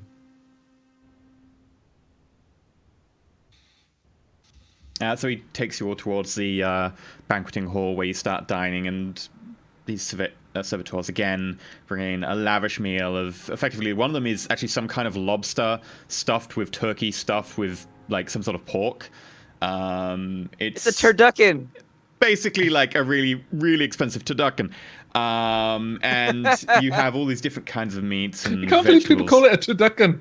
I'm so excited right now. It's a turpigin. Piggin? Oh my god. Well, strictly it's some kind Well, of weird, it's like Xeno lobster stuffed with some sort of grox, stuffed with some sort of other weird swine future thing. But yes. like Yes, a long lobrig. pig. The future Yes. is great. It is very tasty, and Or pig lobster. Lusari comes in halfway through and joins you, sitting across from Cash and next to Branda at the top of the table. Are we So the sat love in the same triangle place? So I'm continues. basically next to Brander on the other side from Yeah. the side. Yeah. No, sorry.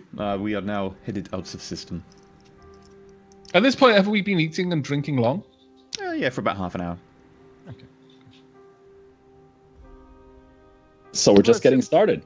Yeah, I'm gonna assume that we've been on nothing but like turd rations the entire time we were on the station, since it was like a prison colony, anyways. And so I'm like double fisting turkey legs right now. I thought I was going somewhere else, and I was very glad. Like, you know, whoever like in did- Monster Hunter, where you Wow. eat the cooked meat. It's Oh, like yeah. that. It's just- Such a good game, that one. Yep. Your usual decorum is somewhat thrown out the window, and you are not quite the, as exquisite in your eating standards. That's correct. Lusari joins us, and we're continuing on our way with the food. I talk across the table to the captain. So, Captain, have you been on any adventures in our absence? Oh, yes, I've been on many, many great adventures, and I've also done some work too. I mean, I could tell you, but then I'd have to kill you. I can't really Actually- say anymore. There, glance. The Cassius and guys back. What about you? Has your work taken you anywhere interesting? Interesting, yes. Safe, never. Some of it has been quite enlightening. I say, Cassius, why don't you regale us with the tale of when you were shot in the arse? not so much an Cassius interesting Caligo tale. the 12th. You were shot in the arse? I was indeed. Tell I me got a bit of every a single flush bit there. of this story. And I grab for another thing, kind of chuckling to myself as I drink.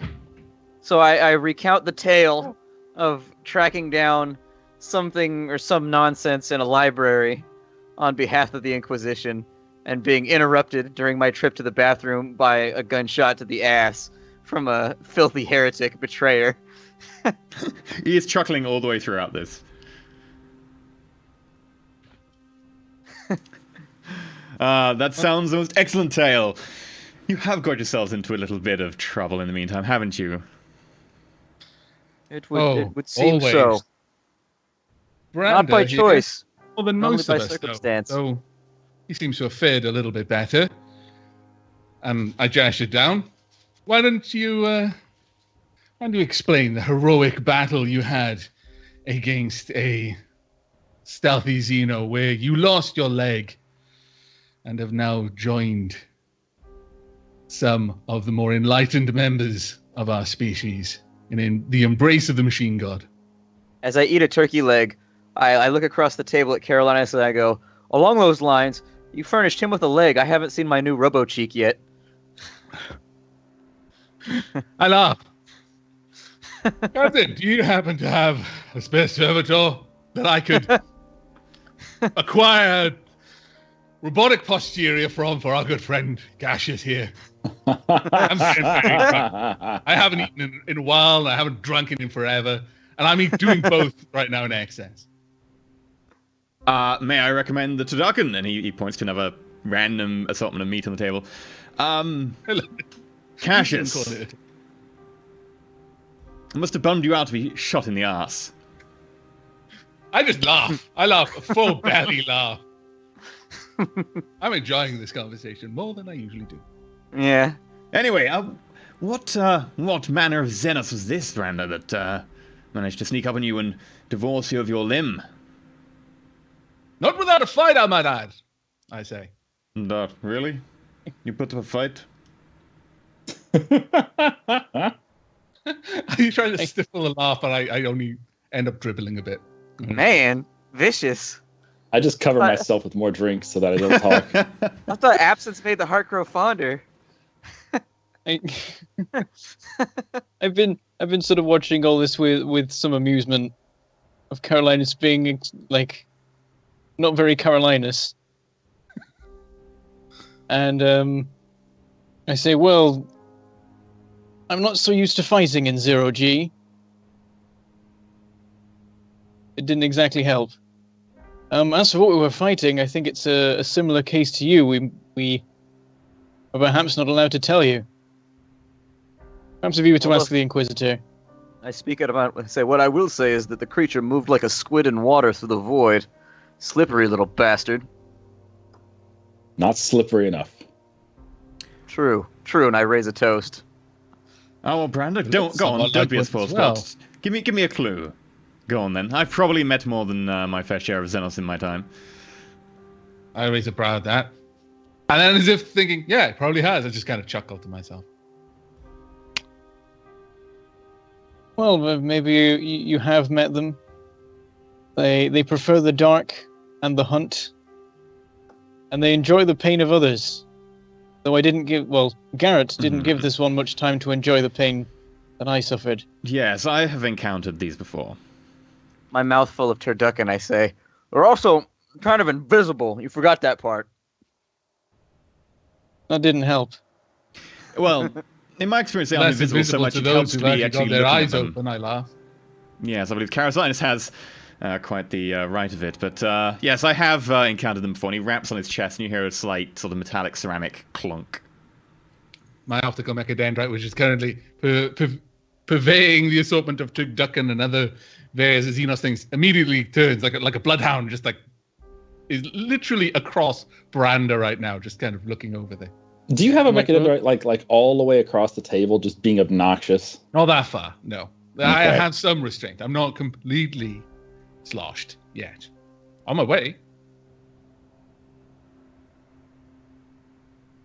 I speak up and I say, well, Captain, on that note, I've got something that I think you would be very privy to see after we finish up dinner, of course. Now is not the time. With this delicious spread in front of us, we should obviously make best. We've been eating nothing but guard rations for the last several weeks, so you can understand our ravenous hunger. Guard rations? Well, that will not do, will it, Cassius? No, at all. What have you been drinking? Hopefully they had some sort of rations of Amasek. Repurposed water, mostly. You do not want to know from The whence piss of it was dead guardsmen. repurposed. With that, like, you're holding, like, your next, like, glass of wine or whatever, and he just goes along and knocks the wine out of your hand. Such wine will not do for someone who has not drunk properly in such a long time. Servitor, bring me the 34. And Servitor... I raise an eyebrow. I like to imagine he's saying the 34th millennium, not the 34th century, because that would be great. It's like, That wouldn't be I'm wine pretty sure that would anymore. just be vinegar. That would just be That would vinegar. be awful. come on. It would be Classy literally vinegar. acid. It would classy Yeah. vinegar, though. I mean, let's face it, people eat dessert with gold shaved on it just to show how wealthy they are. I'm fairly certain Gold some slaughter. would drink vinegar just to show how wealthy they were. True, but Ice bling. It's like ice cream with gold on it. the servitor comes Yeah, back excessive, over with man. this bottle. You see slight, like, dust on the side of it, and pours a glass for everyone. A toast to good drink, good food, and even better company. Here. I raise and I take a drink. It is really, really nice. This is really... You've had some good wine in your time. This is definitely up there in the top 10. This wine tastes of sunshine and happiness. After tasting how good it is, I decided to keep an eye on Garrett for a while. I'm noticing it's amazing, but I'm still stuffing my face. I like that. I have noticed that it is amazing. It has caught my attention. Well, if you would excuse me, I need to go back to transition to warp. I stand up when she stands up. She I sort of salute her stands with- up. I look She up notes- at Cassius. Yeah, she notices I you see. get up, and she's like, "Dumb boy." I say it's only That polite. is my character response. Only it's in binary. I'm at just that waving fucking at- this. I'm just waving a turducken leg at her. That's all. I sit down and I look to the captain and I say, and this right here is why manners are dying in our culture.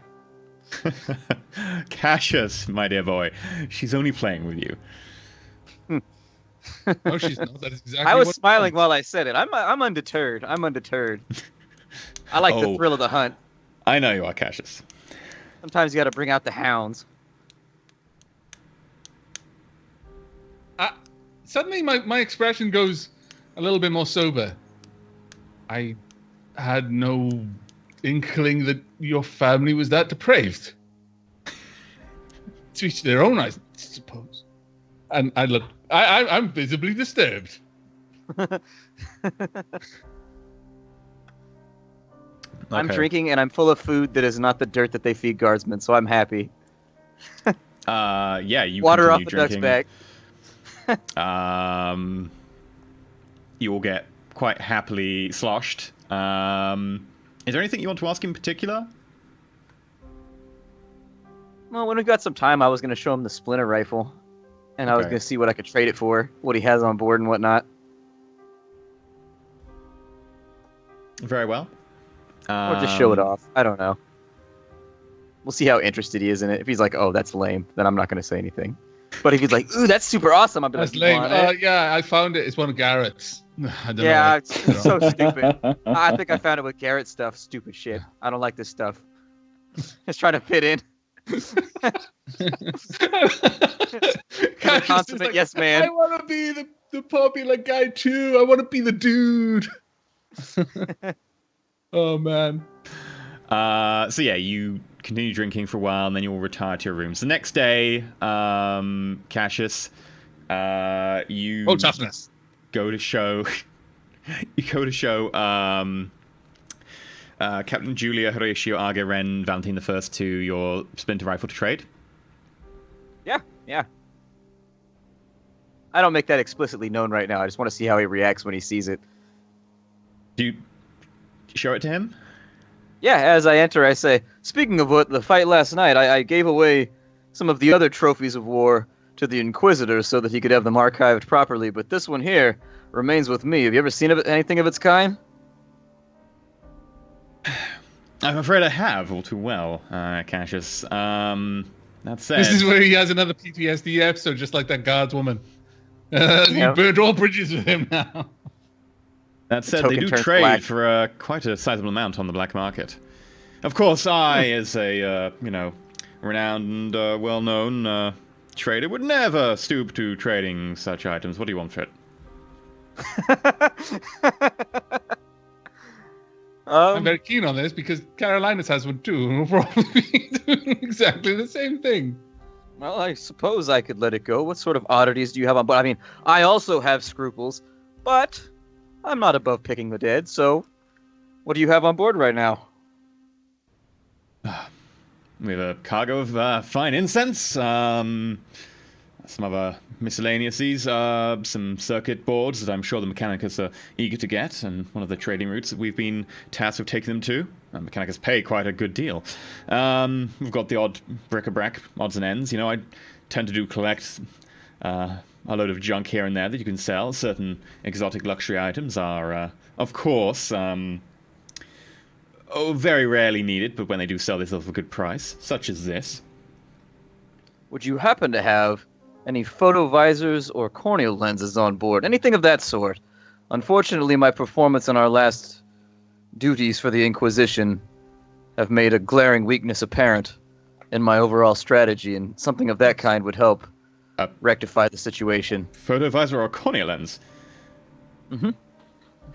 My dear Cassius, you have yourself a bargain. He just beckons over one of the servitors standing outside in the hallway that's there, to be able to butler for you. Hooray! Go collect them. And yes, take this to one of the hidden compartments. The servitor picks it up and heads away. Which would you prefer, lenses or a visor? I should think that the lenses would probably be more practical Very given well, some of we'll the get you a environments pair we of tend to- lenses. And I'm sure they'll be with you within the hour. Thank you. Okay. Caroline, do you want to approach him at some stage and to ask about similar? I'm actually weighing up the idea of possibly approaching my my contacts within the Mechanicus. I need to visit him then. Oh, I need to visit. he's going to have a line of people just trying to offload the various bric-a-brac. This is fantastic. I don't have anything to offload. Woman would lead you. Oh, Is my photo visor a good quality photo visor? that's not what you asked for. You asked for a normal photo visor. Oh, what's the rarity on normal Oh, did photo I? visor? Rare, I think. Okay. Yeah, they're scarce.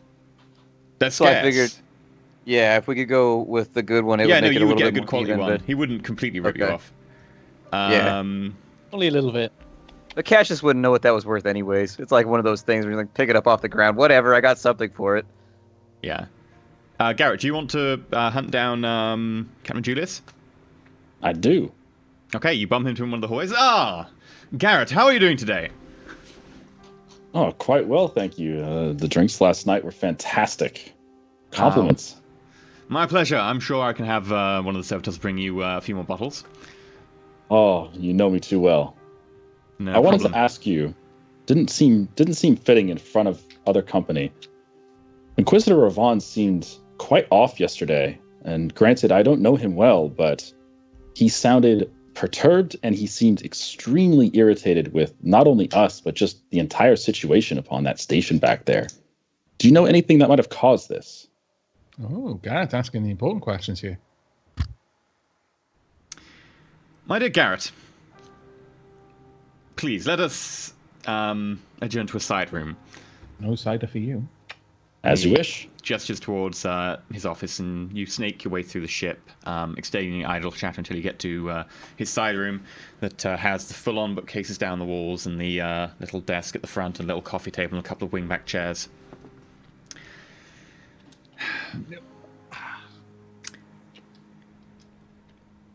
People underestimate you, Garrett. I like that. Very perceptive of you. Is there anything you would like to ask in particular? No.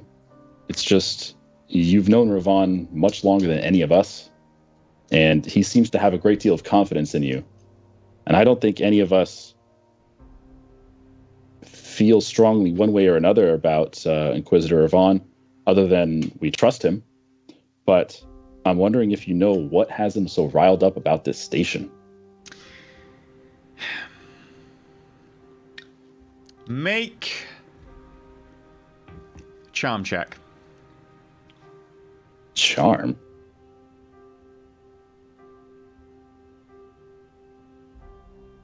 Well, we're going to fail Comes this the one. crit. Here it It's comes. a 0-8 test, I think. There you go.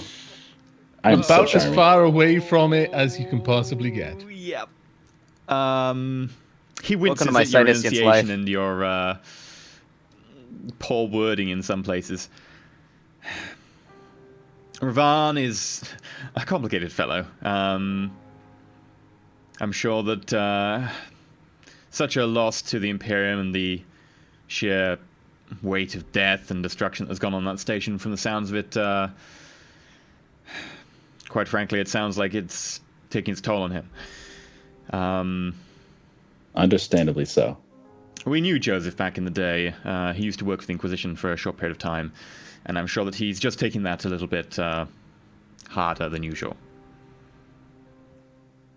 If you don't mind me asking, it has nothing to do with your current situation, but perhaps it could help ours in the future. That station was under some kind of attack. We're still not even sure what the specifics are.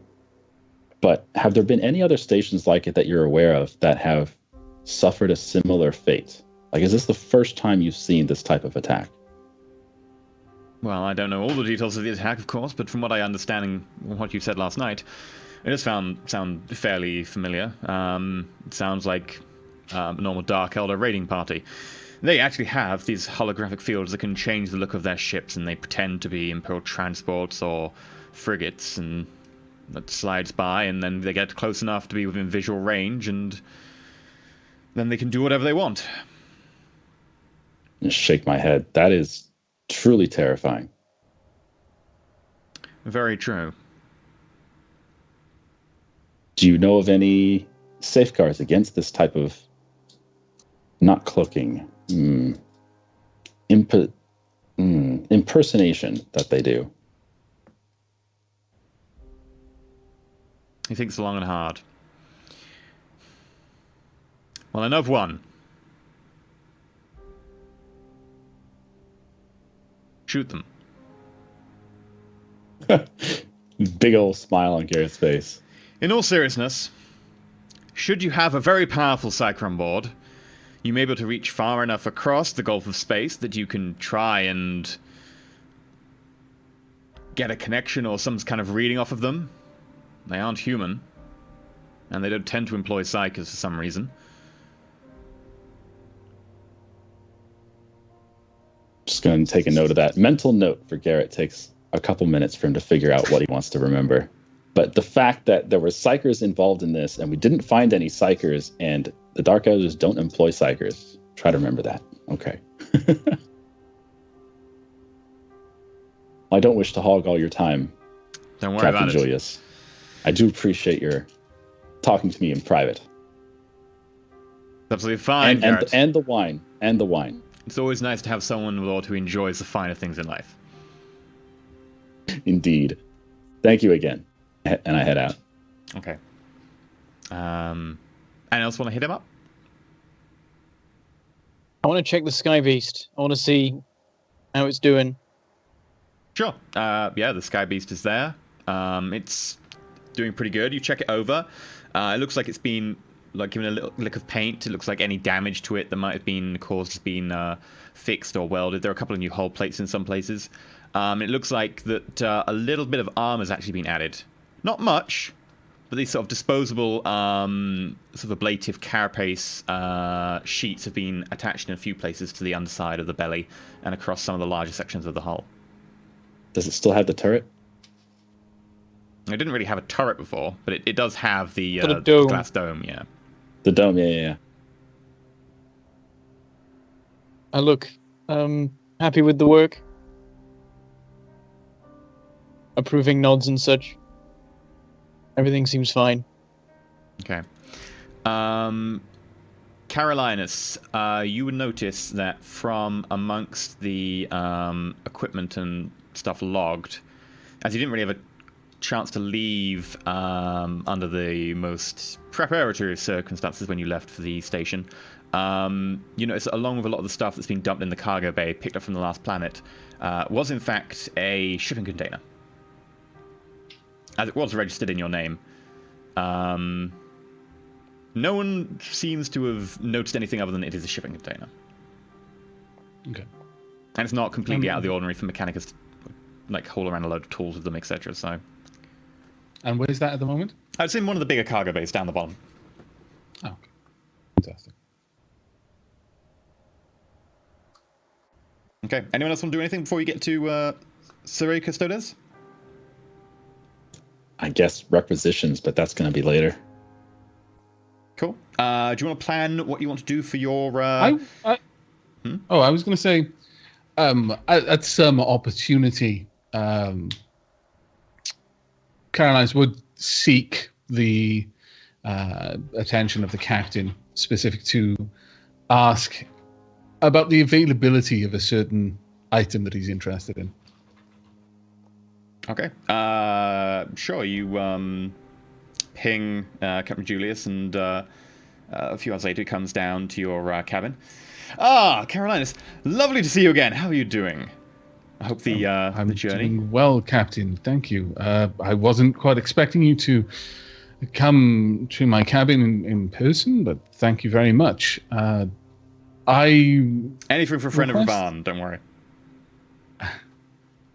That is very good to hear. Captain, there are, of course, certain items that would be of extraordinary use in our future investigations. Stay with me. One of the ferrets managed to climb up on top of her cage where she really shouldn't have been able to get, and she couldn't get back down. Yes, And I like know a all Duke about Drive, sometimes dumb. these tribbles. You Sometimes have to very keep on dumb. top of them, or Come by. Specifically, I am interested in cerebral implants.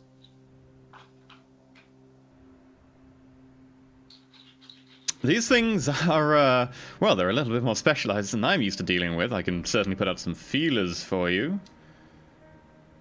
It would certainly be appreciated. I feel that I would better be able to serve my companions and, in fact, the will of the Inquisition, were I able to think a little faster on my feet. As far as I'm aware, these things are very rare, if not more so. Indeed.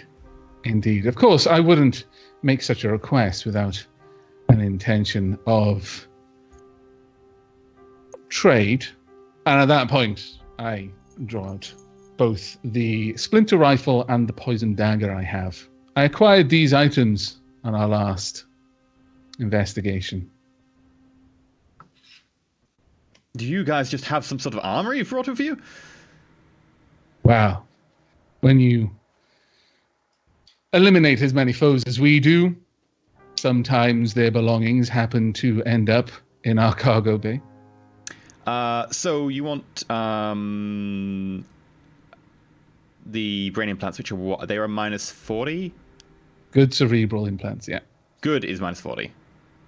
I forget what one is minus 40? Like what name Extremely is that? rare. Because I know the name. No, these would be higher than that. The good qualities become near unique.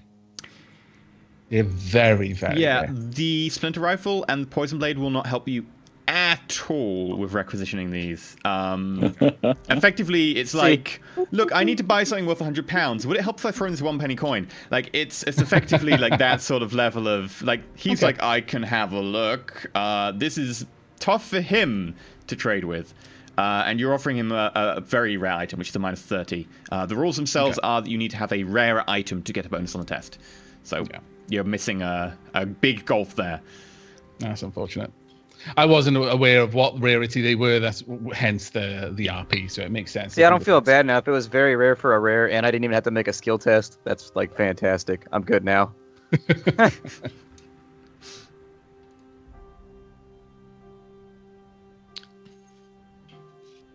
Of note, would it matter my connections? Not through him, because you're That's a asking shame. specifically through him rather than your connections with the Mechanicus. Okay. Like, that's why you have the bonus of Mechanicus. But yeah, okay, so anyone else want to do anything on the voyage, or are you good to skip ahead? You do need to plan how you're going to present yourself to Syria Custodes and start investigation, and what sort of front you want to put on when you get there.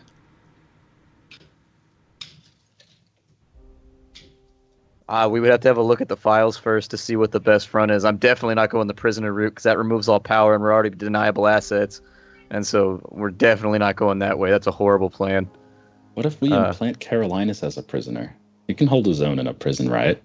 Yeah, like one person into prison would work, but the entire group without our credentials in prison is just seeming like Wouldn't a make really much shit sense. idea. It's a bad plan.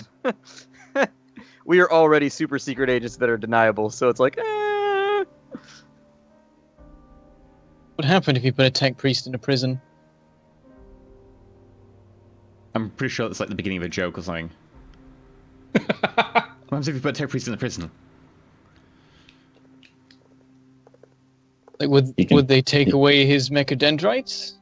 He can pick up all the drops, so?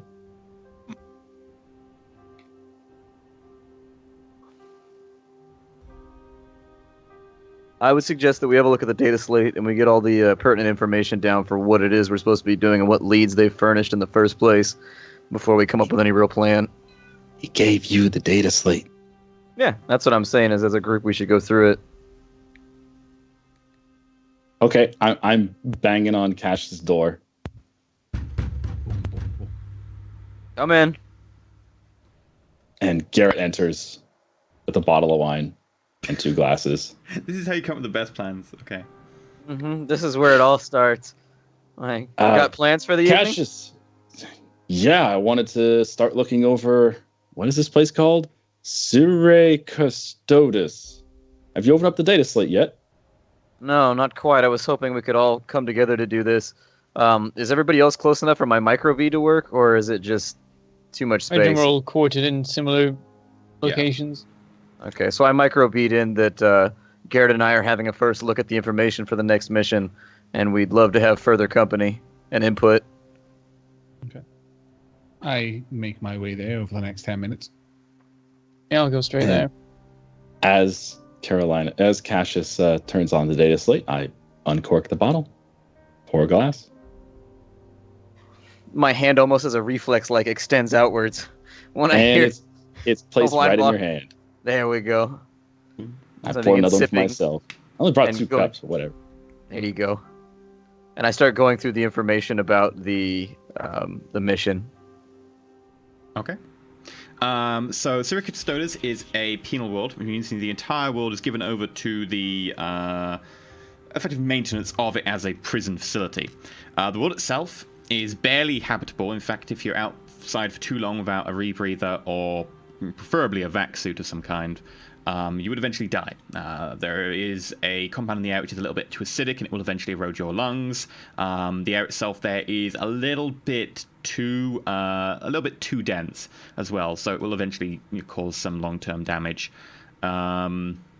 Other than that, there is enough oxygen in the air that should you process it correctly, etc., blah, blah, blah, blah, blah, you could breathe. Standing outside, the world is slightly heavier than usual. There'd be a certain more pressure on you from the higher atmosphere. But other than that, you can walk around, etc. The issue is just long-term breathing in the atmosphere. Or, maybe 10 minutes or more than 5 minutes, your lungs would start to deteriorate. Other than that, it is split into 5 sections with an orbital station. The sections are Alpha, Beta, Gamma, Delta, and Epsilon. Alpha is a section of caves where effectively they just dump prisoners, and then they occasionally just dump in food. Rather than keeping them enclosed or anything, it's a very cheap way of just chuckle the prison into the mines that used to be there and then just leave them to their own devices. Consider it pretty much a free-for-all. Beta is effectively kind of like an open prison, and it's a lot more lax. It's very much a sort of prison, but a lot of the stuff that the people there are people that you can trust would come back, etc. People who aren't going to be a lot of trouble. They can effectively wander around within the sort of pressurized domes there fairly at will. Even occasionally being able to move outside limited sort of space. Gamma is a prison with a load of manufactories attached, which is used sometimes to take more of the able-bodied prisoners too, who are capable of being trusted enough in such environments to be able to help with the manufactory work. The mines have been sealed for quite a while, so no longer do they mine any produce here and then use that to manufacture stuff. Instead, they just manufacture stuff with off-road shipments. It's a lot of very basic stuff like producing basic parts of, say, battle tanks, etc., that sort of stuff. Nothing too finessey. They produce the hulls and stuff themselves. Delta is a MaxSec prison. It is marked as MaxSec, very high security. And then Epsilon is actually just off limits, marked as a... I think it would be marked something as along the lines of special designation. Would that be isolation or some other kind of thing? Your information that you have currently accessible wouldn't necessarily say.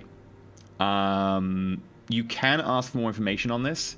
This is effectively all the information you can dig up and stuff, etc. But you can ask for more information on this should you wish to do so. However, it may reduce your subtlety because you're accessing very classified files. Okay. Upon going through that first information, now I'd like to look and see what our objectives are, specifically what the Inquisitor expects us to accomplish. We know this has to do with drugs, and he wants us to figure out the manufacturing and all that kind of thing. But has he given us any leads specifically to chase down, or has he just given us the whole planet to canvas?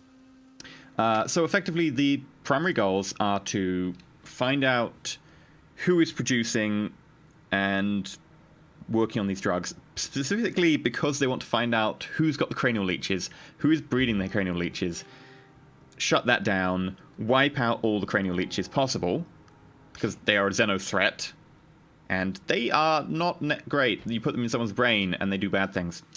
And then to be able to prosecute or just kill whoever's responsible.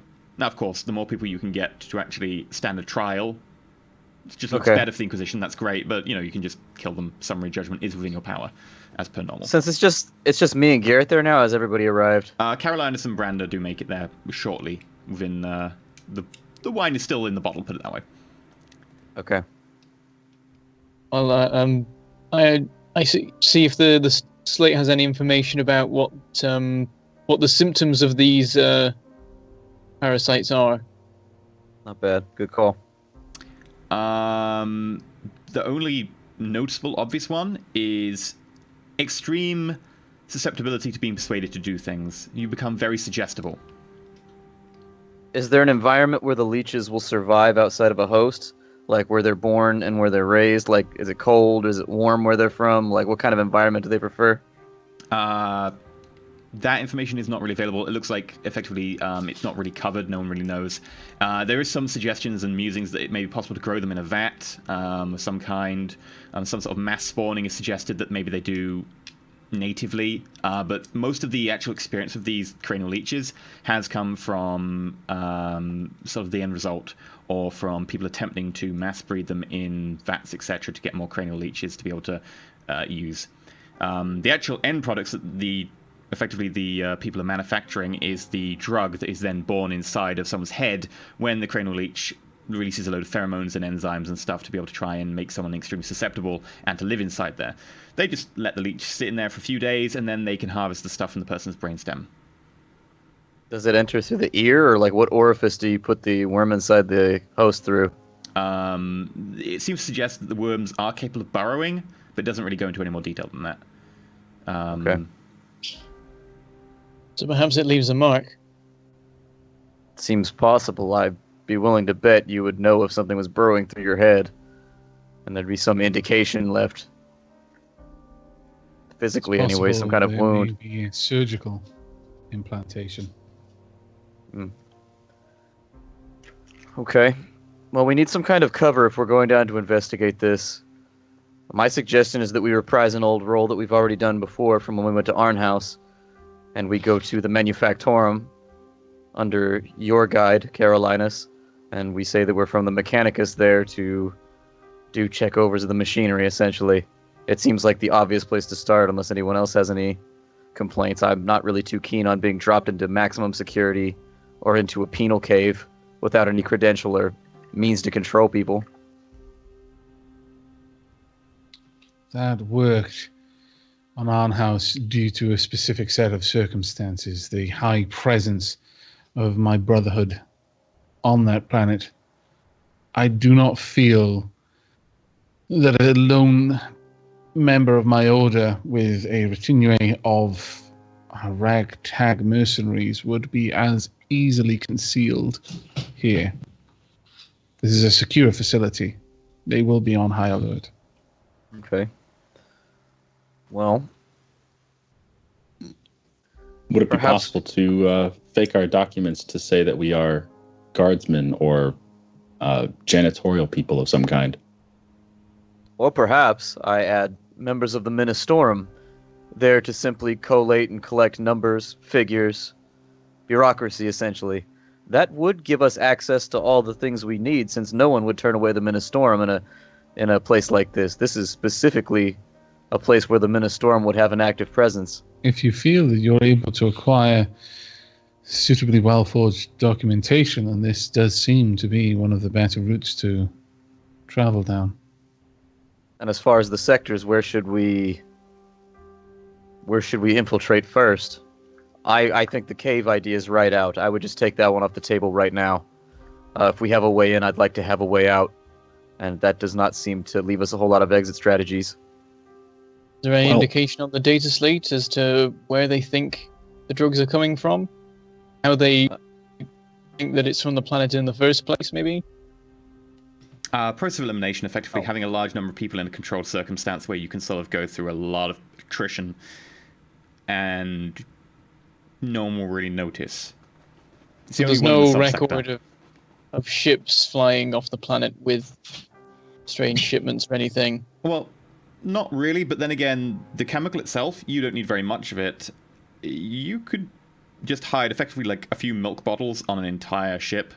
Be very, very hard to find. It could be any ship. That's the problem with hauling very small amounts like that. It's very hard to find them. Perhaps that might rule out the cave option simply because I don't imagine any ships ever leave there. Apart from the ones that have delivered something, and they probably do so where the prisoners can't get to them. Otherwise, I imagine prisoners would probably tear the ships apart as soon as they landed. And I would also add that if we go in as the Ministorum, we would have access to the Chroniclarium and all of their shipping records and everything else anyways. And so just like we did on Eridus Dire, we would be able to cross-reference ships arriving and leaving anyways. And so I don't think I agree with Brander, there's no reason to go to the cave. The only place that seems an obvious point of hiding this type of export would be the manufacturing section. So that's probably going to be our first place to check. They're producing some type of off-world products. So this is the best place that they're going to have to hide these drugs. And that'll lead us somewhere. I'd be willing to bet that it's either there or it's in the Forbidden Zone, since the Forbidden Zone, I smile a bit as I look down at the tablet, seems like an obvious place to hide forbidden substances. It could be. But It's I'm in concerned me agreement that with such Brander a and zone Garrett. exists.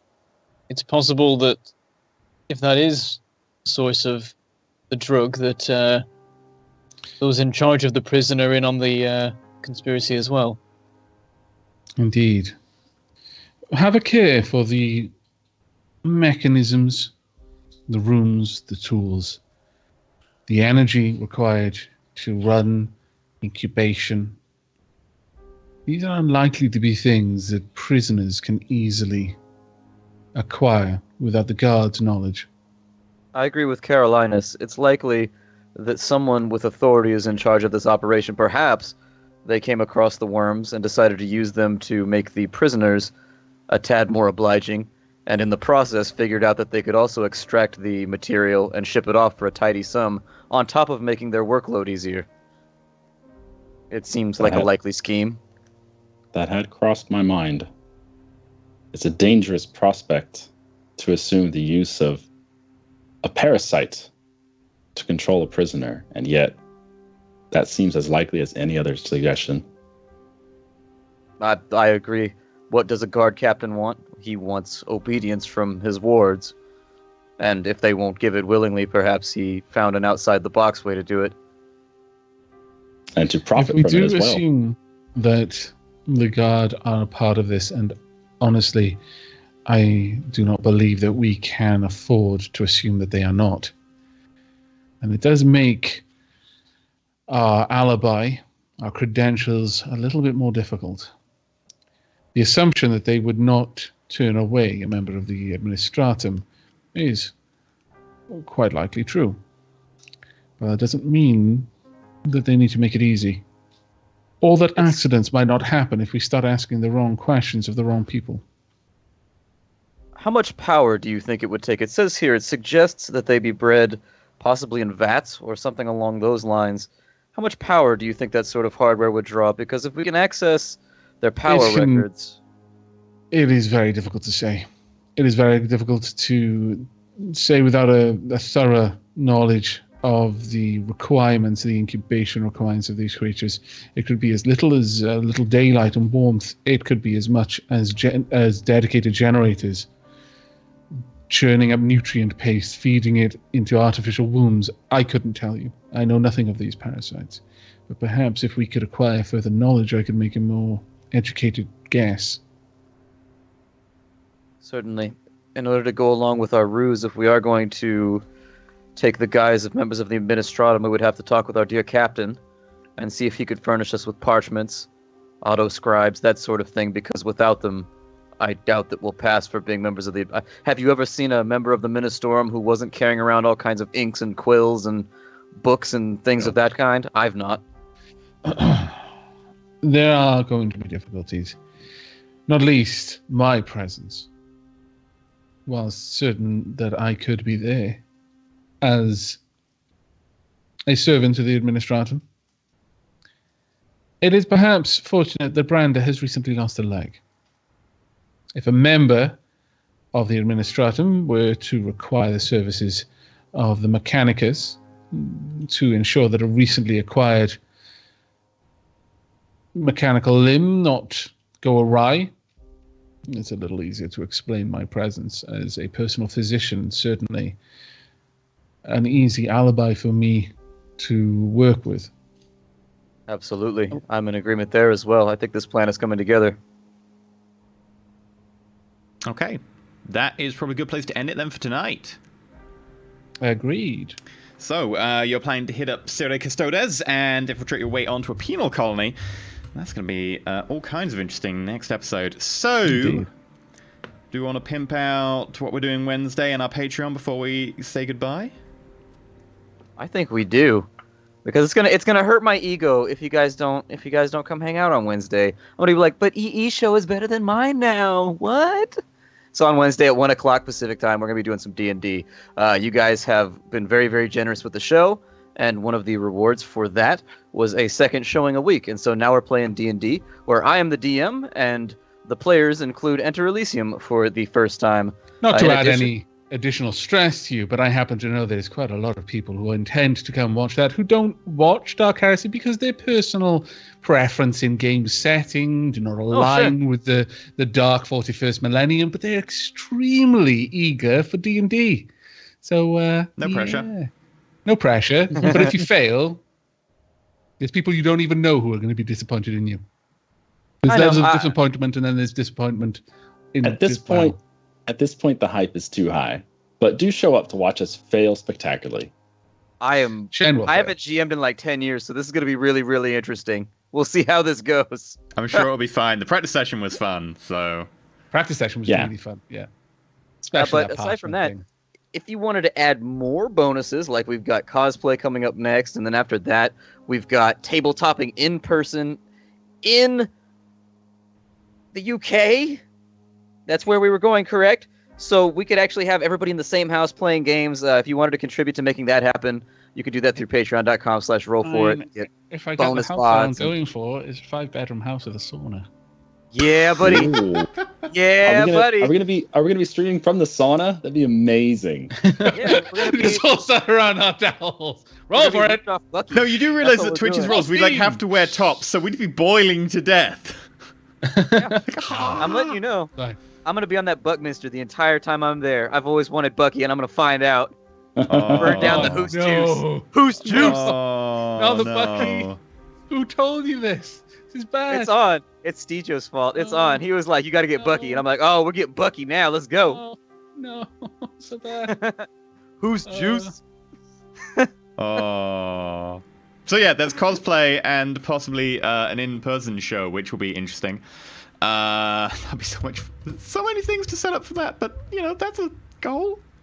So yeah, that'll be fun. And of course, Wednesday, do come along Wednesday. I'm really looking forward to actually giving her a chance to hand over the reins to Splat and see how that goes, and get to try out being a goblin for a little bit of a change. Which is also, by the way, a race that appears in the new Volo Monster Guide, which is coming out from Dungeons & Dragons on, I believe, Tuesday. And they kindly let us have a... Yeah. Super early. And we got like a quick early look, and I was like, Splat said that goblins exist, so I'm going to play a goblin, despite the fact that I should, typically play a half-elf for all the crazy overpoweredness. But, who doesn't want to be small and green, right? Mm-hmm. Anyway, everyone, you get to do the voice. Who doesn't mean small and green now? You get to eye down the things, and you get to be really small, and that way, when people are trying to shoot you, they're like, oh, I'm gonna shoot the big guy first, and you get to fuck off because you're a tiny little goblin, and no one's gonna worries. And you get Fury of the Small. I can't talk about what's in it until Tuesday. Oops. It's amusing though. Shh. But yeah, so that will be Wednesday. So yeah, come check that out. We also got a character generation video where we do a full-on charge end, and it takes 3 hours because we talk a lot. We're not allowed to talk a lot. Yeah, that We're comes gonna out have to save all of our Tuesday. talking for a podcast, separate show. Yeah.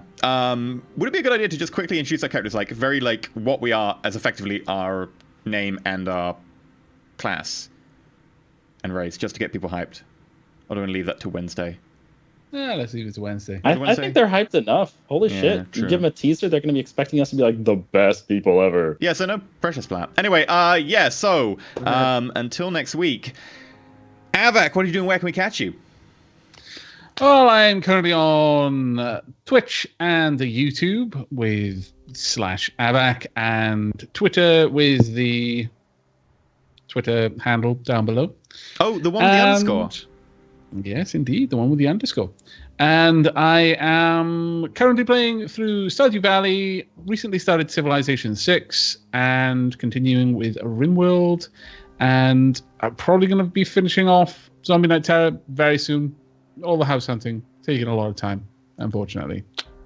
Also, Factorial multiplayer with Bentham and some other friends. It's going very well, I think.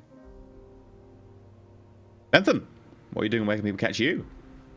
All right, I am at Mangled Port Gaming on YouTube and at Bentham Plays on Twitter, and I'm playing Factorio and Rodina as always and forever. And new episode of Towns coming out maybe tomorrow. That's Factorio Towns rather than the game Towns, which is also a game.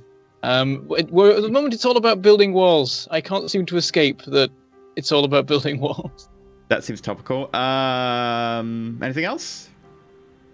And the Factorio multiplayer series with Avac and so on. Of Cool. course. I Which is fear the, getting into that game.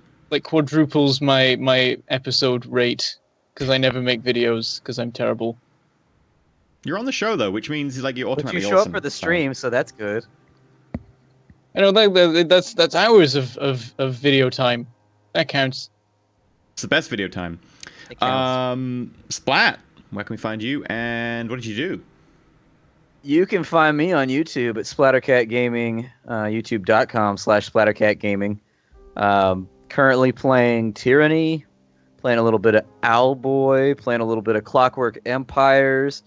Got some fun stuff going on. I finished up a Shadow Warrior 2 finally. Going to be finishing up Masquerada pretty soon as well. But other than that, pretty excited about coming to the UK and getting on that Buckfast, son. I'm my enthusiastic about it. We don't have that here. I need to find out. I need to have the experience. You don't. You really don't. The Buckfast experience. No. I'm going to show up at your house and I'm just going to be like, ah! Before I even get in the That is what I'm worried about, yes. Oh dear, this could go so badly wrong.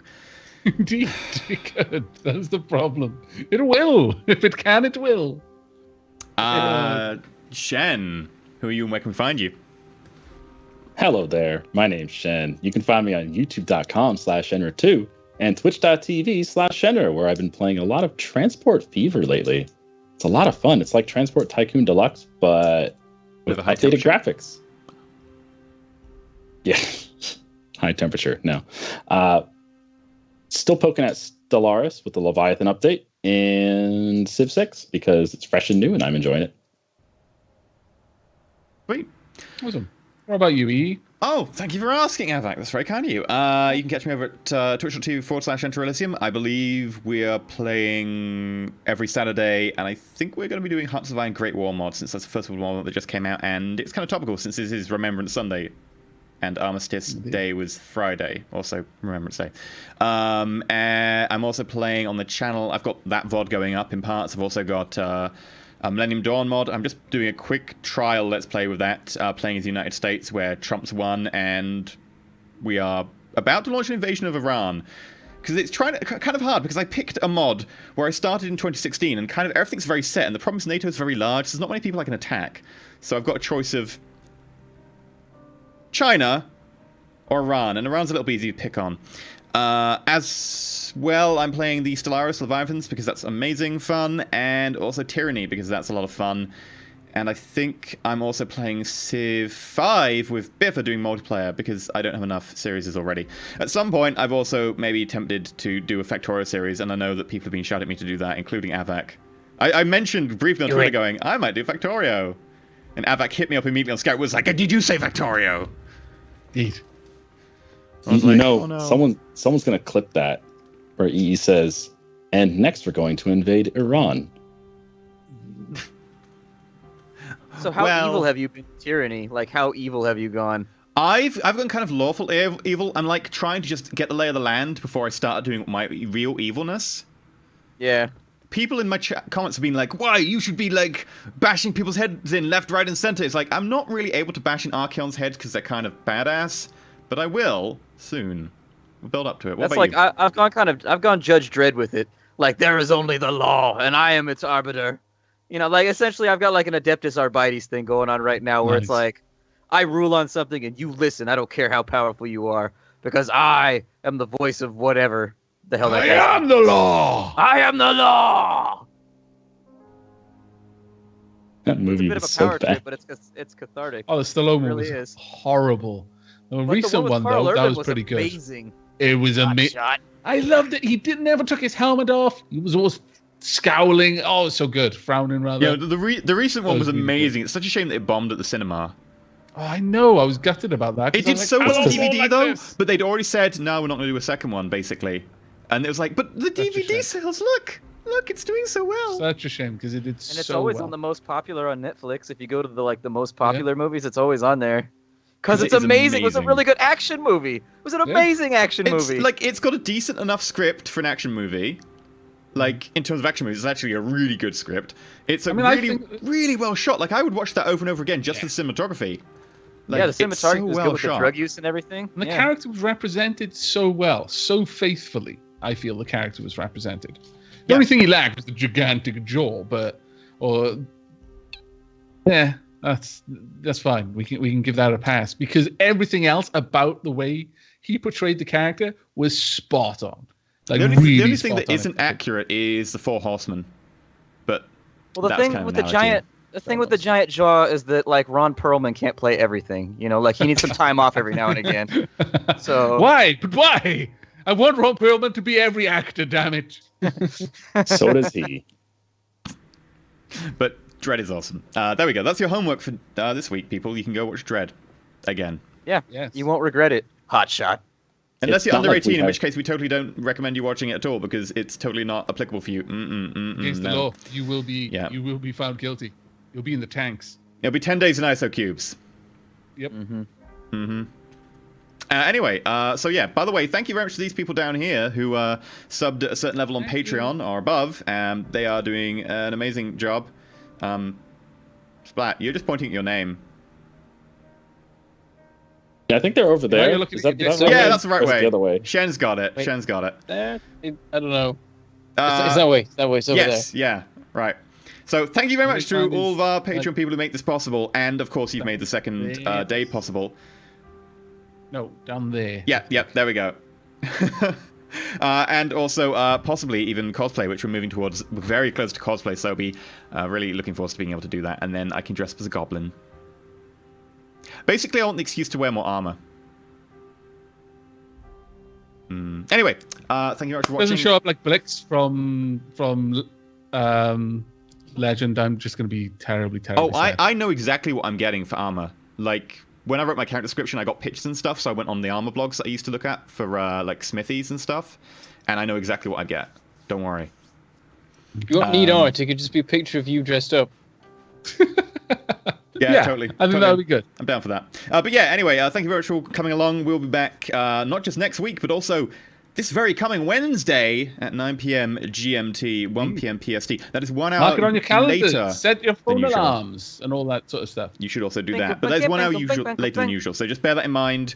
And then, of course, Wednesdays we are at the normal time slot. Sundays we're at the normal time slot of 8 p.m. GMT. Well, Wednesday is and, the exact same time when Shadowrun used to be, so it's Yeah. technically a normal slot. Yeah, although we've got more people now than when we had Shadowrun because That is true. Sundays. But yeah, come check that out. It's going to be amazing fun. Totally looking forward to that. And also, we've got a fancy new overlay and everything that I made, and it looks really awesome. I'm totally looking forward to showing It people does that. look good. Yay! It does. It looks really good. I like it. Anyway, until next time, just remember to roll for it. Take care, everyone. Hey!